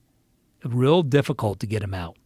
So do you think that's because the system is set up to not reverse convictions because it's bad for the prosecutor's record, it's bad for the confidence of the judicial system? Like, all of the above. Yeah. I mean, why did Kamala Harris block access to biological evidence from crime scenes? I think the rationale back then was, it would lead to a flood of requests. So fucking what? Right. So Flood of let requests from innocent people, perhaps. Or people that want, maybe they're guilty and they want to take a shot. Who Right, knows? But right. isn't that worth the price of wrongfully incarcerating people? And, why is there's so much politics that gets wound up in this. And for the life of me, I don't understand why, it doesn't see the light of day more. I testified before the House Judiciary Committee in Florida in connection with the Perlmutter case when their DNA was stolen. All right. Their DNA was stolen and they were wrongfully accused of a crime, Ike and Lori Perlmutter. And I testified before the House Judiciary Committee that stealing someone's DNA as a private citizen should be a felony. All right? It was a misdemeanor. And, it was one of my finer moments of oration, I think, because I got a 16-0 vote. And I had a really interesting discussion. It's recorded. I should find it and send it to you sometime. But there were Republicans that asked me, hey, what is it that we can do to help you more? Because this story is crazy. And I said, well, there is something that you can do as part of this bill. We would like to make it not only a felony, but give defense attorneys that have a good faith basis to believe that it's an alternative suspect's DNA the same right to collect that DNA as law enforcement. And if they make a showing to the court that they have a basis to believe that this is an alternative suspect. So I had a former police officer who was a member of the Judiciary Committee say, look, I was a cop and we used to do it all the time. And his exact quote was, what's good for the goose is good for the gander. And I think if you can make a good faith showing, I want to support that. When it came time for the bill to go to the Senate, the guy that was sponsoring the bill wasn't responding to me. I said, we got overwhelming support, not only to get the bill, made from a misdemeanor into a felony, but also to allow defense attorneys, criminal defense attorneys with an adequate showing to collect the DNA of alternative suspects. And I said, so we'd like to add that amendment. And he just stopped responding to me. And finally I got him on the phone and I said, what's the story? Why aren't you responding to this? And he goes, it's not happening, Josh. It's just not going to happen. And I said, why? He goes, I'm not going to go into that, but it's not happening. So, obviously there was some political pushback to it. He just wasn't going to have that part of this bill. So, I don't know what else you can do to push these issues, other than get out there in the public and bang the drum about it and try to get people to pay attention. And this, I think, is a rare opportunity because it gives people, it allows them to invest in this. It allows them to see what the evidence is and actually, write a letter and say, hey, I saw the testimony of this Secret Service agent, of this FBI agent under oath in these post-conviction proceedings. What more would you need? You have the power to exonerate these guys and end this 30-year-long nightmare for them. Why not do it? Yeah, why not? Well, I'm hoping that this is one of those cases where the people will get activated. And the way you laid it out is so crazy. I mean, and with more evidence online that people have access to, I'm sure there's a bunch of people who are going to react to that. I'm curious to see what the response is going to be. Yeah, Free the Ohio 4, at Free the Ohio 4 on Twitter. And, I'm not a big Twitter guy, or I can't say Twitter anymore. I'm not a big X guy. I still say Twitter. Yeah, so, I guess I should get more into it. Yeah, we did. We threw this up. Hopefully that the number starts going up. Oh, they will. As soon as it gets published, I'm sure we'll get a chance to see. It's going to be interesting to see how many bots lock onto it. Yeah, and then it would be my dream to one day have the Ohio 4 sitting here and have a toast. Yeah. Wow. What a story they have, huh? Yep. Jesus Christ. And the sad part about it is like, I hope that people don't say, well, they were drug dealers at the time. And,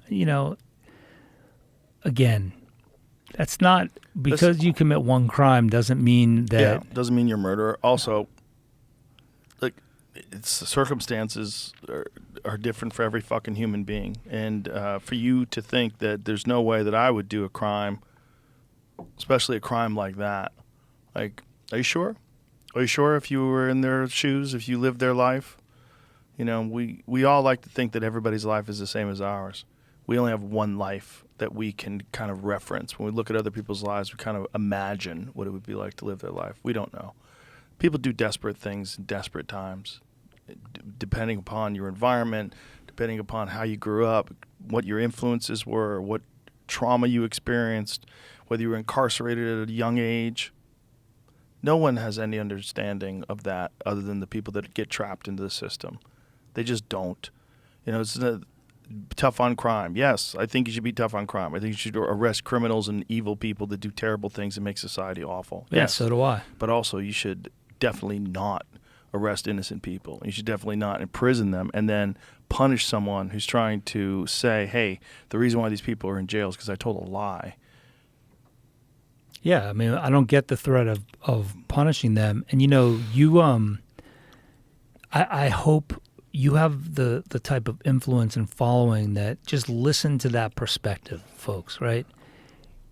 I have, in the last few years, developed a way deeper understanding of how relative trauma can be from individual to individual. I did not realize trauma that I had suffered until I started to travel those roads.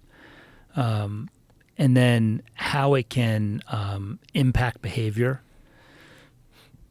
So I'm trying to make better decisions about how I judge things, because I don't want to say I'm not judgmental. We're all judgmental. Everyone's judgmental. Yeah, you have to be. bullshit. That's how you survive in life. Right. I have to form judgments, but I'm trying to make more educated judgments rather than judging someone based on not having a complete picture of what they might have been through, and also not being able to put myself as best I can behind their eyeballs or in their brain. Right. It's hard unless you really make an investment, and I think the easy thing to do is to make a quick judgment and keep it moving. Yes. Right? And I think that words can be an excuse. The deep dive is too much of a time investment, too difficult. And I've had to understand behaviors that I never thought I would ever have to consider. And I can tell you, at least in my experience, it forces you to become a more compassionate human being, a more understanding human being. You get to know yourself better. Because if you're not just constantly trying to figure out more about yourself and others, what the fuck are we doing here? Right. What the fuck are we doing here? Yeah. Yeah. If you're not trying to figure out more about yourself, if you're the most enlightened person alive, tell us how you did it. You don't have any searching to do anymore. Tell us what you did. Because I never met anybody like that. I can't thank you enough because, again, it's a rare occurrence these days that to be unaffected by the outside noise. And I promise you I'll do better in making sure that I'm a little bit more plugged into the help people are getting when they get out, whether they have done it or not. We've had 2 recent resentencings. One guy was paralyzed and blinded in prison, and he's in a wheelchair and he can't see. And part of the reason he was paralyzed is because of poor medical care that he was getting. It was a difficult decision to make initially because I said, shit, another resentencing, a guy that was found guilty. And then I saw the horrific medical treatment he was getting, and I said, this just isn't right. You don't just throw out a human being like this. And what threat is he in a wheelchair blind? But, I have to do a good job of making sure that people are getting the attention and care they need. It takes resources, and, we're thankful to everybody that continues to reach out and support any of these causes. The Perlmutter Center, the Midwest Innocence Project is a great one. The Ohio Innocence Project, those are all satellite projects. But the Freedom Clinic at the Perlmutter Center, we've had some terrific folks, including the Perlmutters, that have given us the resources we need to make a difference. So I have I'm in your debt eternally. You're not. I appreciate you very much. And my thing about the outside noise is you should never put any effort or time or focus into something that has no net benefit. There's no benefit in the outside noise. It doesn't do you any, especially if you are an introspective person. If you're a person who thinks everything you do is awesome, maybe it's good to see people shit on you. Maybe it's good to see that some people don't like you. Maybe it's good. Maybe it's good to hear other people's perspectives, kind of like you put your ego in check. But if you're a person that's introspective, and I know you are, if you're a person that is hard on yourself when you make mistakes, no one's harder on me than me. I'm very hard on me. I know someone that's as hard on themselves as you. He's sitting across from you. But it's course correct. If you look inward and you don't like what you're doing or what you've said or who you are, don't do that again. One of the best things I did in the wake of this whole Sheldon Johnson incident is I turned comments off on Instagram and turned my account private. I think I'll make it public again after today because I want to generate support for the Ohio 4. But turning comments off is a nice thing because you can't believe the good stuff or the bad stuff. You just stay forward. Especially for people in the public. The good stuff, you can get what they call audience capture. You have enough people leaning you in a certain direction or giving you praise for a certain thing. You start doing more of that. And this is a manipulative tactic that's used online, both for and against people. Hey, man, look, when I was on my way over here today, I was walking into the Uber, and a guy at the hotel goes, "I hope you're going to talk that talk over on the JRE." And I said, "Yeah, I am." And it turns out that he went to high school with Rodney Reed, who's on death row here in Texas. And I got into an interesting conversation with him. He's like, "Man, his older brother could pop and lock." I said, "Yeah." He goes, "Man, this motherfucker was popping and locking all the time." He's telling me about him breakdancing, and he's like, "No, for real, shining a light on this stuff gives a lot of people out here hope." And I told him that, I wrote a letter to the legislator here in Texas that's reconsidering that case. So it's just real cool, man, to get people behind it that really care about this stuff, and the public can really help out. You don't have to be a lawyer, you don't have to be a psychologist, you don't have to be a therapist. Pressure does break pipes. So we're reaching out to J.D. Tomlinson and making noise between now and December 31st. And as you said, talking about things on this podcast have actually exonerated people. Yeah, I thought this one was probably better off just me. Let me think real carefully about the next. Yeah, the I next know. guy. Jamie and I were both talking about it. Do you think he's going to bring somebody in? Fuck. You certainly can.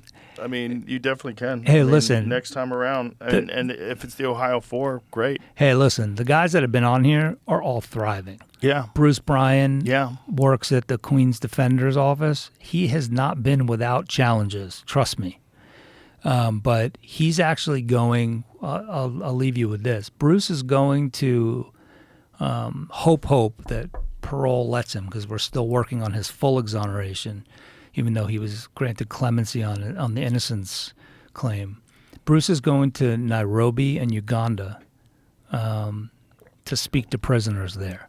Whoa. And he's a climate advocate for the Queen's Defenders. Derek continues to be a whirlwind of positive activity. He's just amazing. He's getting people out left and right.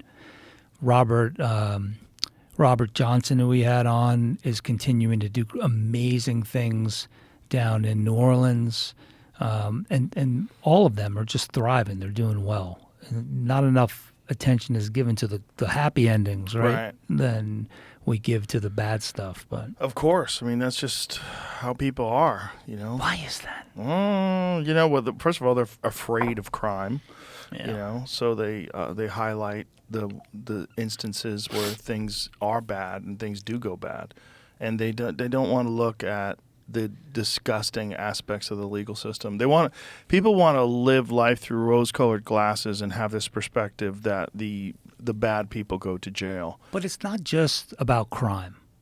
Most of the headlines that get the most clicks are about someone having a fucking affair, somebody dying. There's not a Right. lot of triumph in the news. Well, people like when other people's lives suck. Why, Because though? it makes Why? them not think about the suck of their own life. That's why they like it when a celebrity falls, like a P. Diddy gets arrested, because they see these people living these lives they could never imagine, like yachts and Rolls Royces and all that shit. And then they see them get taken down, like, yeah. Because they were, you know, envious. And it's also like, it's a part of our culture is to celebrate wealth in the most disgusting and extravagant ways. You know, like, I mean, how many social media personalities have emerged just all about, look at all the stuff I have. Look at all the things I have. Look at all the famous people I'm hanging out with. Look at all the girls. Look at the yacht. Look at the car. Look at the jet. Look at the this. Look at the that. Look at all the things you can't get. And when those people get got, people love it. You know who folks are probably clamoring gets got? Who? If that's the basis, and I don't agree. Who's that fucking guy? He's always got his shirt off, and he's always taking pictures on yachts and shooting machine guns. Oh, Dan Bilzerian. Oh man, Yeah. I'd like to peek into his brain one day. Yeah, it's probably a lot going on in there. It's interesting how people do become famous for that, though. It's like showing your stuff makes you famous. But Showing why- a life that other people can't really imagine ever living. But think of the hypocrisy and the inner conflict and turmoil that exposes. So in other words, we want people to fail. That's somehow innate in many of us. It makes us feel better about ourselves. Yet you will have 3 million followers or 10 or 15 following someone that, and I'm not talking about that guy, whoever, who is clearly just selling their looks or their lifestyle or whatever it is. So yet we're drawn to it and we want to watch it. And then when the person fails, we want to fucking devour them to the Sure. point where they're a carcass laying in the street. Sure. Celebrity marriages and divorces, that's another big one. Love it when celebrities get divorced. Ha ha. Ha ha, you're miserable too. Do you love it? No. People love it. I find it fascinating when people keep getting married and keep getting divorced. It's, God damn, how many times can J-Lo get married before the next guy's like, hey, I don't know if this is going to work out. Yeah, is it really Ben Affleck that's the problem? Who's the problem? Well, he's certainly a problem as well. That guy Mark Anthony seems like a Yeah. nice fucking guy. Seems like a sweetheart. When she married a bunch of dudes. But, you know, whatever. She's obviously a lot of work. That's you want a diva? Good luck. That Hey, man. requires a lot of work. I just want to understand it all. I just want to like me and my brother. He'll sometimes go, "What's it all about?" It's definitely not all about caring whether or not J-Lo gets divorced again. You know what I find difficult? I've been playing with this idea in something that I'm writing right now, and it couldn't be more prescient than right now. Is this notion of what the truth is? I don't know what. Like we had it happen to us right here.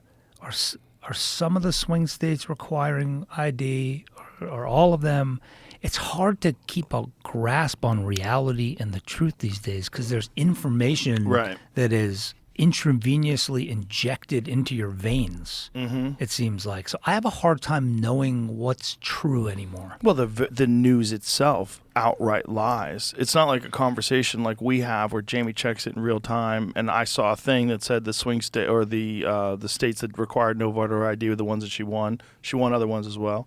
But when you have the news saying things, so they have researched it, they do know that it's a lie. This is not like a live conversation like we're having, where I didn't know we were going to talk about that at all, nor did you. It just spontaneously came up. These people are putting narratives out there that are just flat out lies, and they're doing it all the time. I mean, Obama did it during the campaign, where he repeated that lie about Donald Trump talking about white supremacists, saying they're very fine people on both sides. So just a flat out lie. Oh, that was the Unite the Right.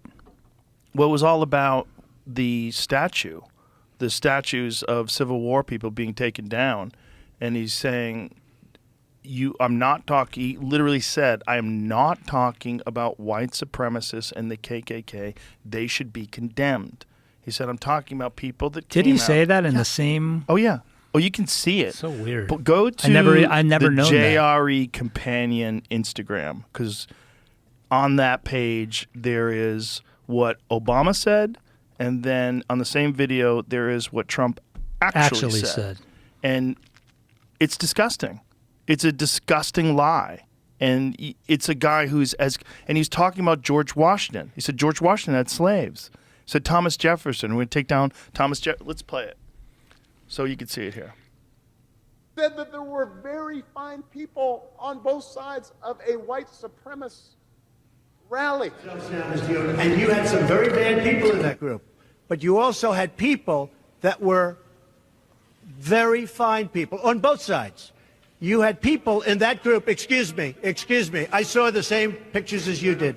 You had people in that group that were there to protest the taking down of, to them, a very, very important statue and the renaming of a park from Robert E. Lee to another name. Robert E. Lee are not the same. Well, no, George Washington was a slave owner. Was George Washington a slave owner?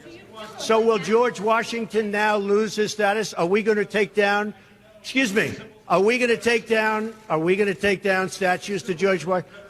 How about Thomas Jefferson? What do you think of Thomas Jefferson? You like him? Okay, good. Are we going to take down the statue? Because he was a major slave owner.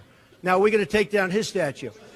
So you know what? It's fine. You're changing history. You're changing culture. And you had people, and I'm not talking about the neo-Nazis and the white nationalists, because they should be condemned totally. But you had many people in that group other than neo-Nazis and white nationalists, okay?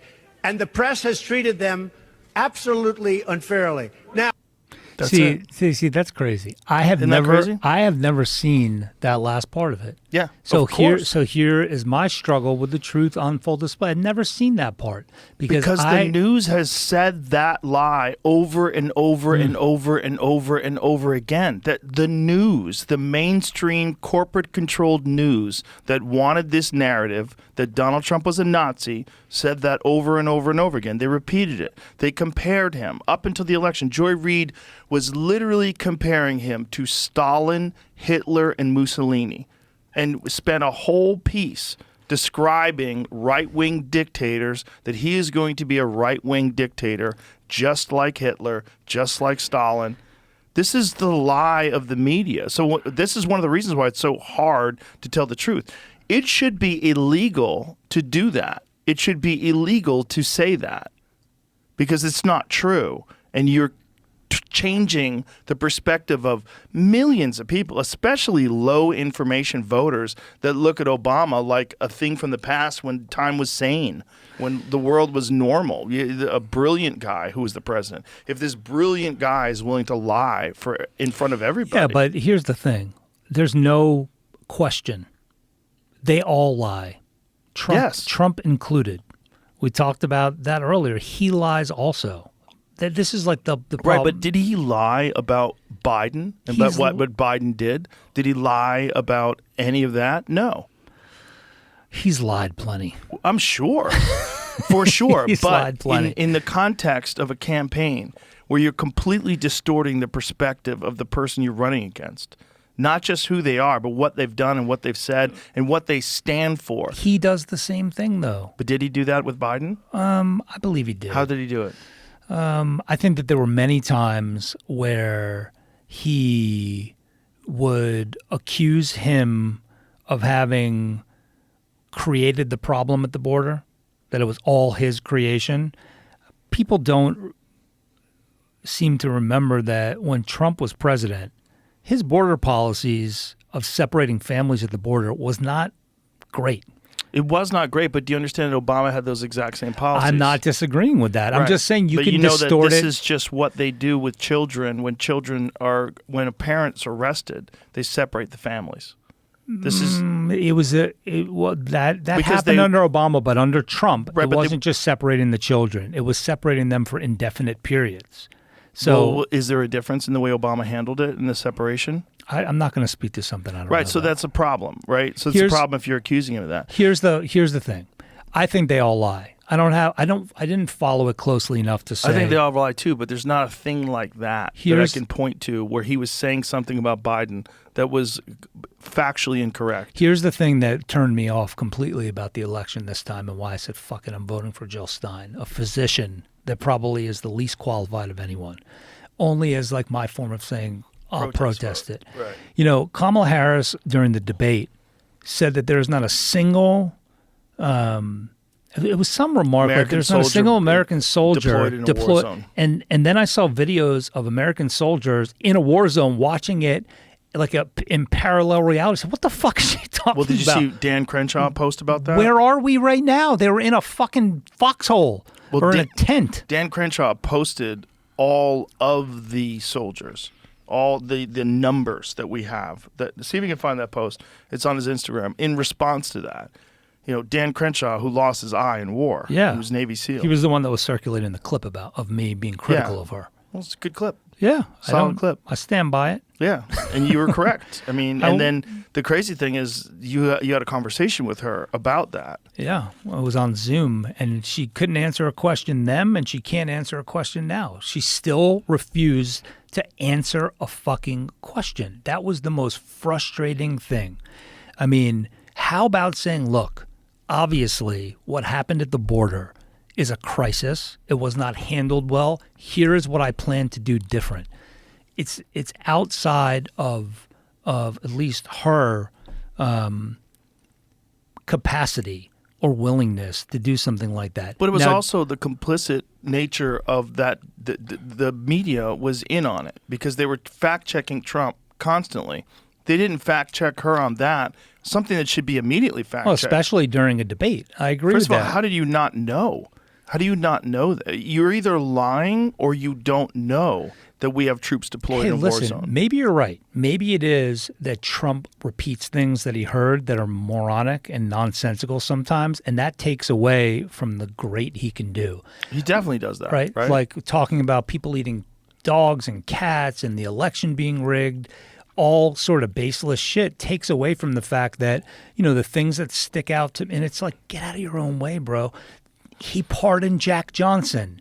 He pardoned one of my clients. I think that he has done more and cared more about criminal justice reform than any other president in my lifetime. And no one ever wants to highlight the good things. Yeah, that guy's done. That's why I just did it. Yeah. And I just, it's frustrating to me because it's like, just don't listen to the last thing everyone told you because you can be great. You can. I mean, the fact that he does what he wants and says what he wants and gets elected. Look at this. This is what Dan Crenshaw responded with. No U.S. troops, active combat zones, ? How did ABC let Kamala get away with that during the debate? U.S. sailors and Marines are fighting off Houthi attacks in Yemen. Over 3,400 troops are engaged in Iraq and Syria. We have forces in Western Africa battling terrorists. Just this year, 3 U.S. soldiers were killed and 40 injured in Jordan by an Iranian-made drone. Nearly 1,000 troops are still deployed in Syria, and 2,500 remain in Iraq under Operation Inherent Resolve.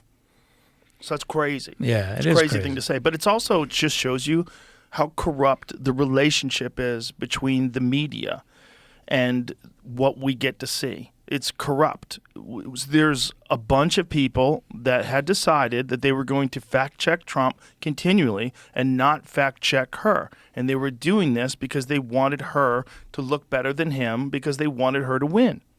Yeah, I mean, listen, the most I have, and this is why I mentioned, it's hard to know what the truth is. Right. The reason why I posted all the exhibits, the reason why I put the letter up, and the reason why I put the contact information up is that when you have a transcript and you have actual documentary evidence, that's hard to argue with. Right. It's not a soundbite. It's not a clip. So I feel like maybe part of what appeals to me about this work is trying to get closer to the truth, a truth that is a bit more provable. I would probably been very happy as a mathematician if I was any good at math. I stink at it. But I think that it's very difficult to understand. I feel like I'm sitting here and I feel manipulated by the fact that I never, and it's really on me, that I didn't go and watch the entirety of that comment. Right. Because I literally don't think I've ever listened to the part where he says, obviously the neo-Nazis and, the people that were there for the wrong reasons need to be condemned. When I was watching recently, I was talking to the great Dubin about this. He pointed out to me that comment about Liz Cheney. Mm-hmm. And then he's like, go watch the full clip. Right. It's another one. And I watched the full clip and I was like, it's enraging. This is so out of fucking context. So then you start to wonder, well, how much is my opinion of him been formed by my concern about other people lashing out at me? Yes. I mean, you should hear the shit I got when I spoke ill of Kamala Harris by, I guess called them the left. And it was like infuriating to me, So I don't. Politics to me is too much of, you have to serve so many different interests that you sort of forget who you are. Yes. And what you stand for. Yes. So that's what turns me off about it. And, I don't think that that'll change. That's why I sort of shifted to, this is the most I've talked about politics in probably 5 years. But that's why I've shifted to, let me just put my head down and get to work on what I can work on. Yes. Well, I think that's very practical. And I think what you said is very important for people to understand, that a lot of what people say, they say it because they don't want people to attack them. They say it because they think that if they say it, it will clear them. They'll be okay. If you say you support X, you might not even support X, but if you say you support X, you're not going to get attacked, and the right people will leave you alone or agree with you and appreciate you or praise you. Thank you for saying that. There's a lot of that out there. There's a lot of people that don't speak their mind. Do you know how many artists that have reached out to me that are like fucking hippies, man? Like artists, like musicians, comedians that thanked me for endorsing Trump because they can't do it. They said they want to, but they don't want to be attacked. They can't say it.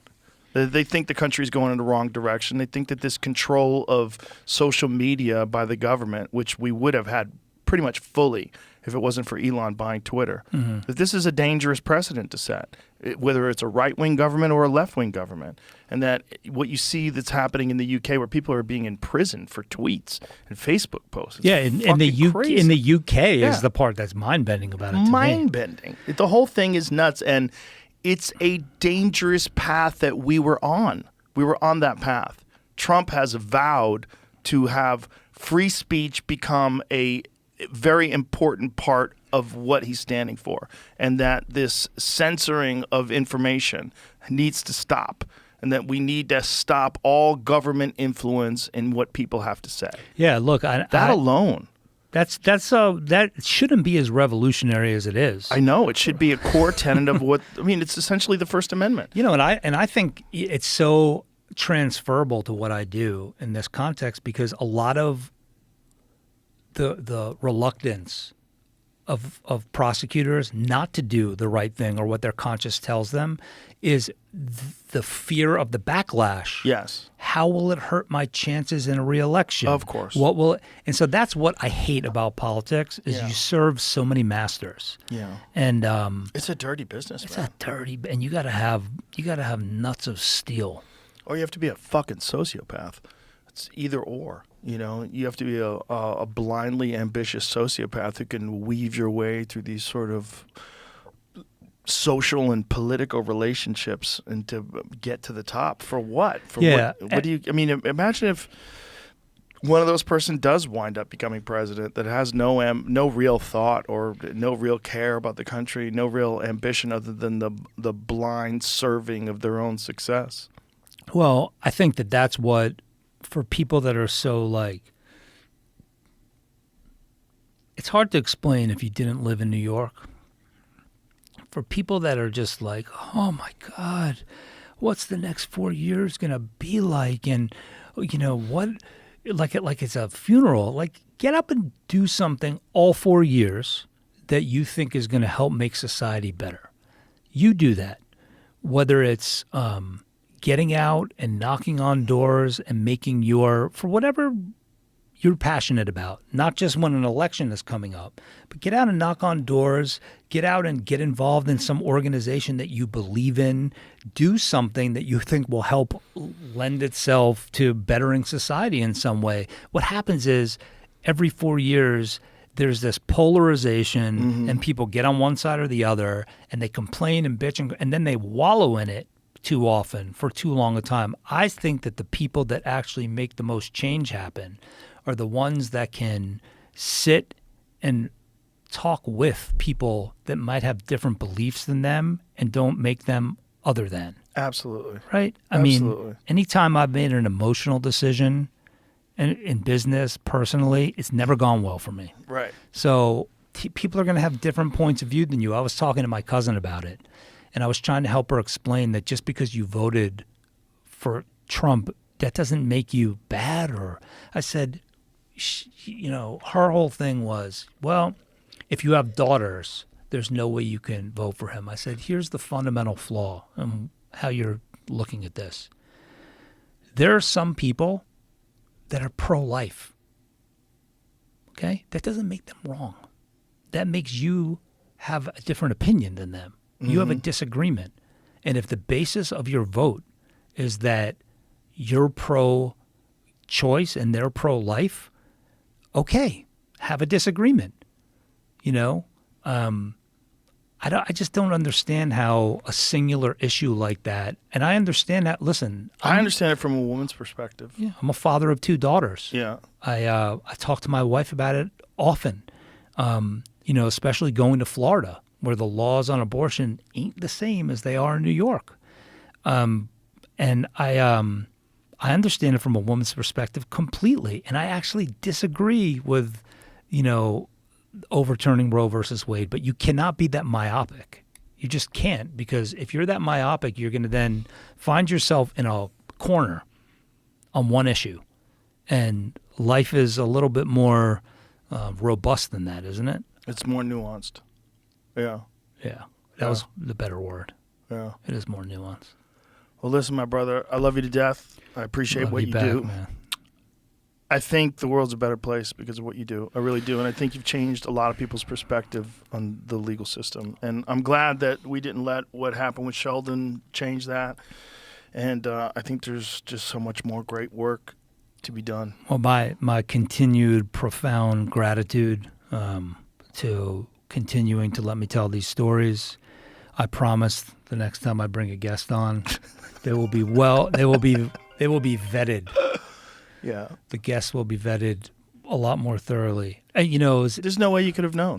there's no way I could have known. And, you know, it was interesting because I was, for 48 hours, I felt what it was like. I felt what it was like to be a headline. And then I was like, this sucks for the wrong reasons. It was like, Well, I know you were in a dark place, but I'm glad you got out of it. yeah, and it's not about me. It takes time. Yeah, just, and I'm really, really, really appreciative of this, and you know, if that can't shake the foundation of this forum, I think we're going to just keep on making great change happen, and hopefully we free the Ohio 4 and keep on moving. Yeah, and I hope we do a podcast one day with them. Deep love, man. Deep love to you too. All right. Goodbye, everybody.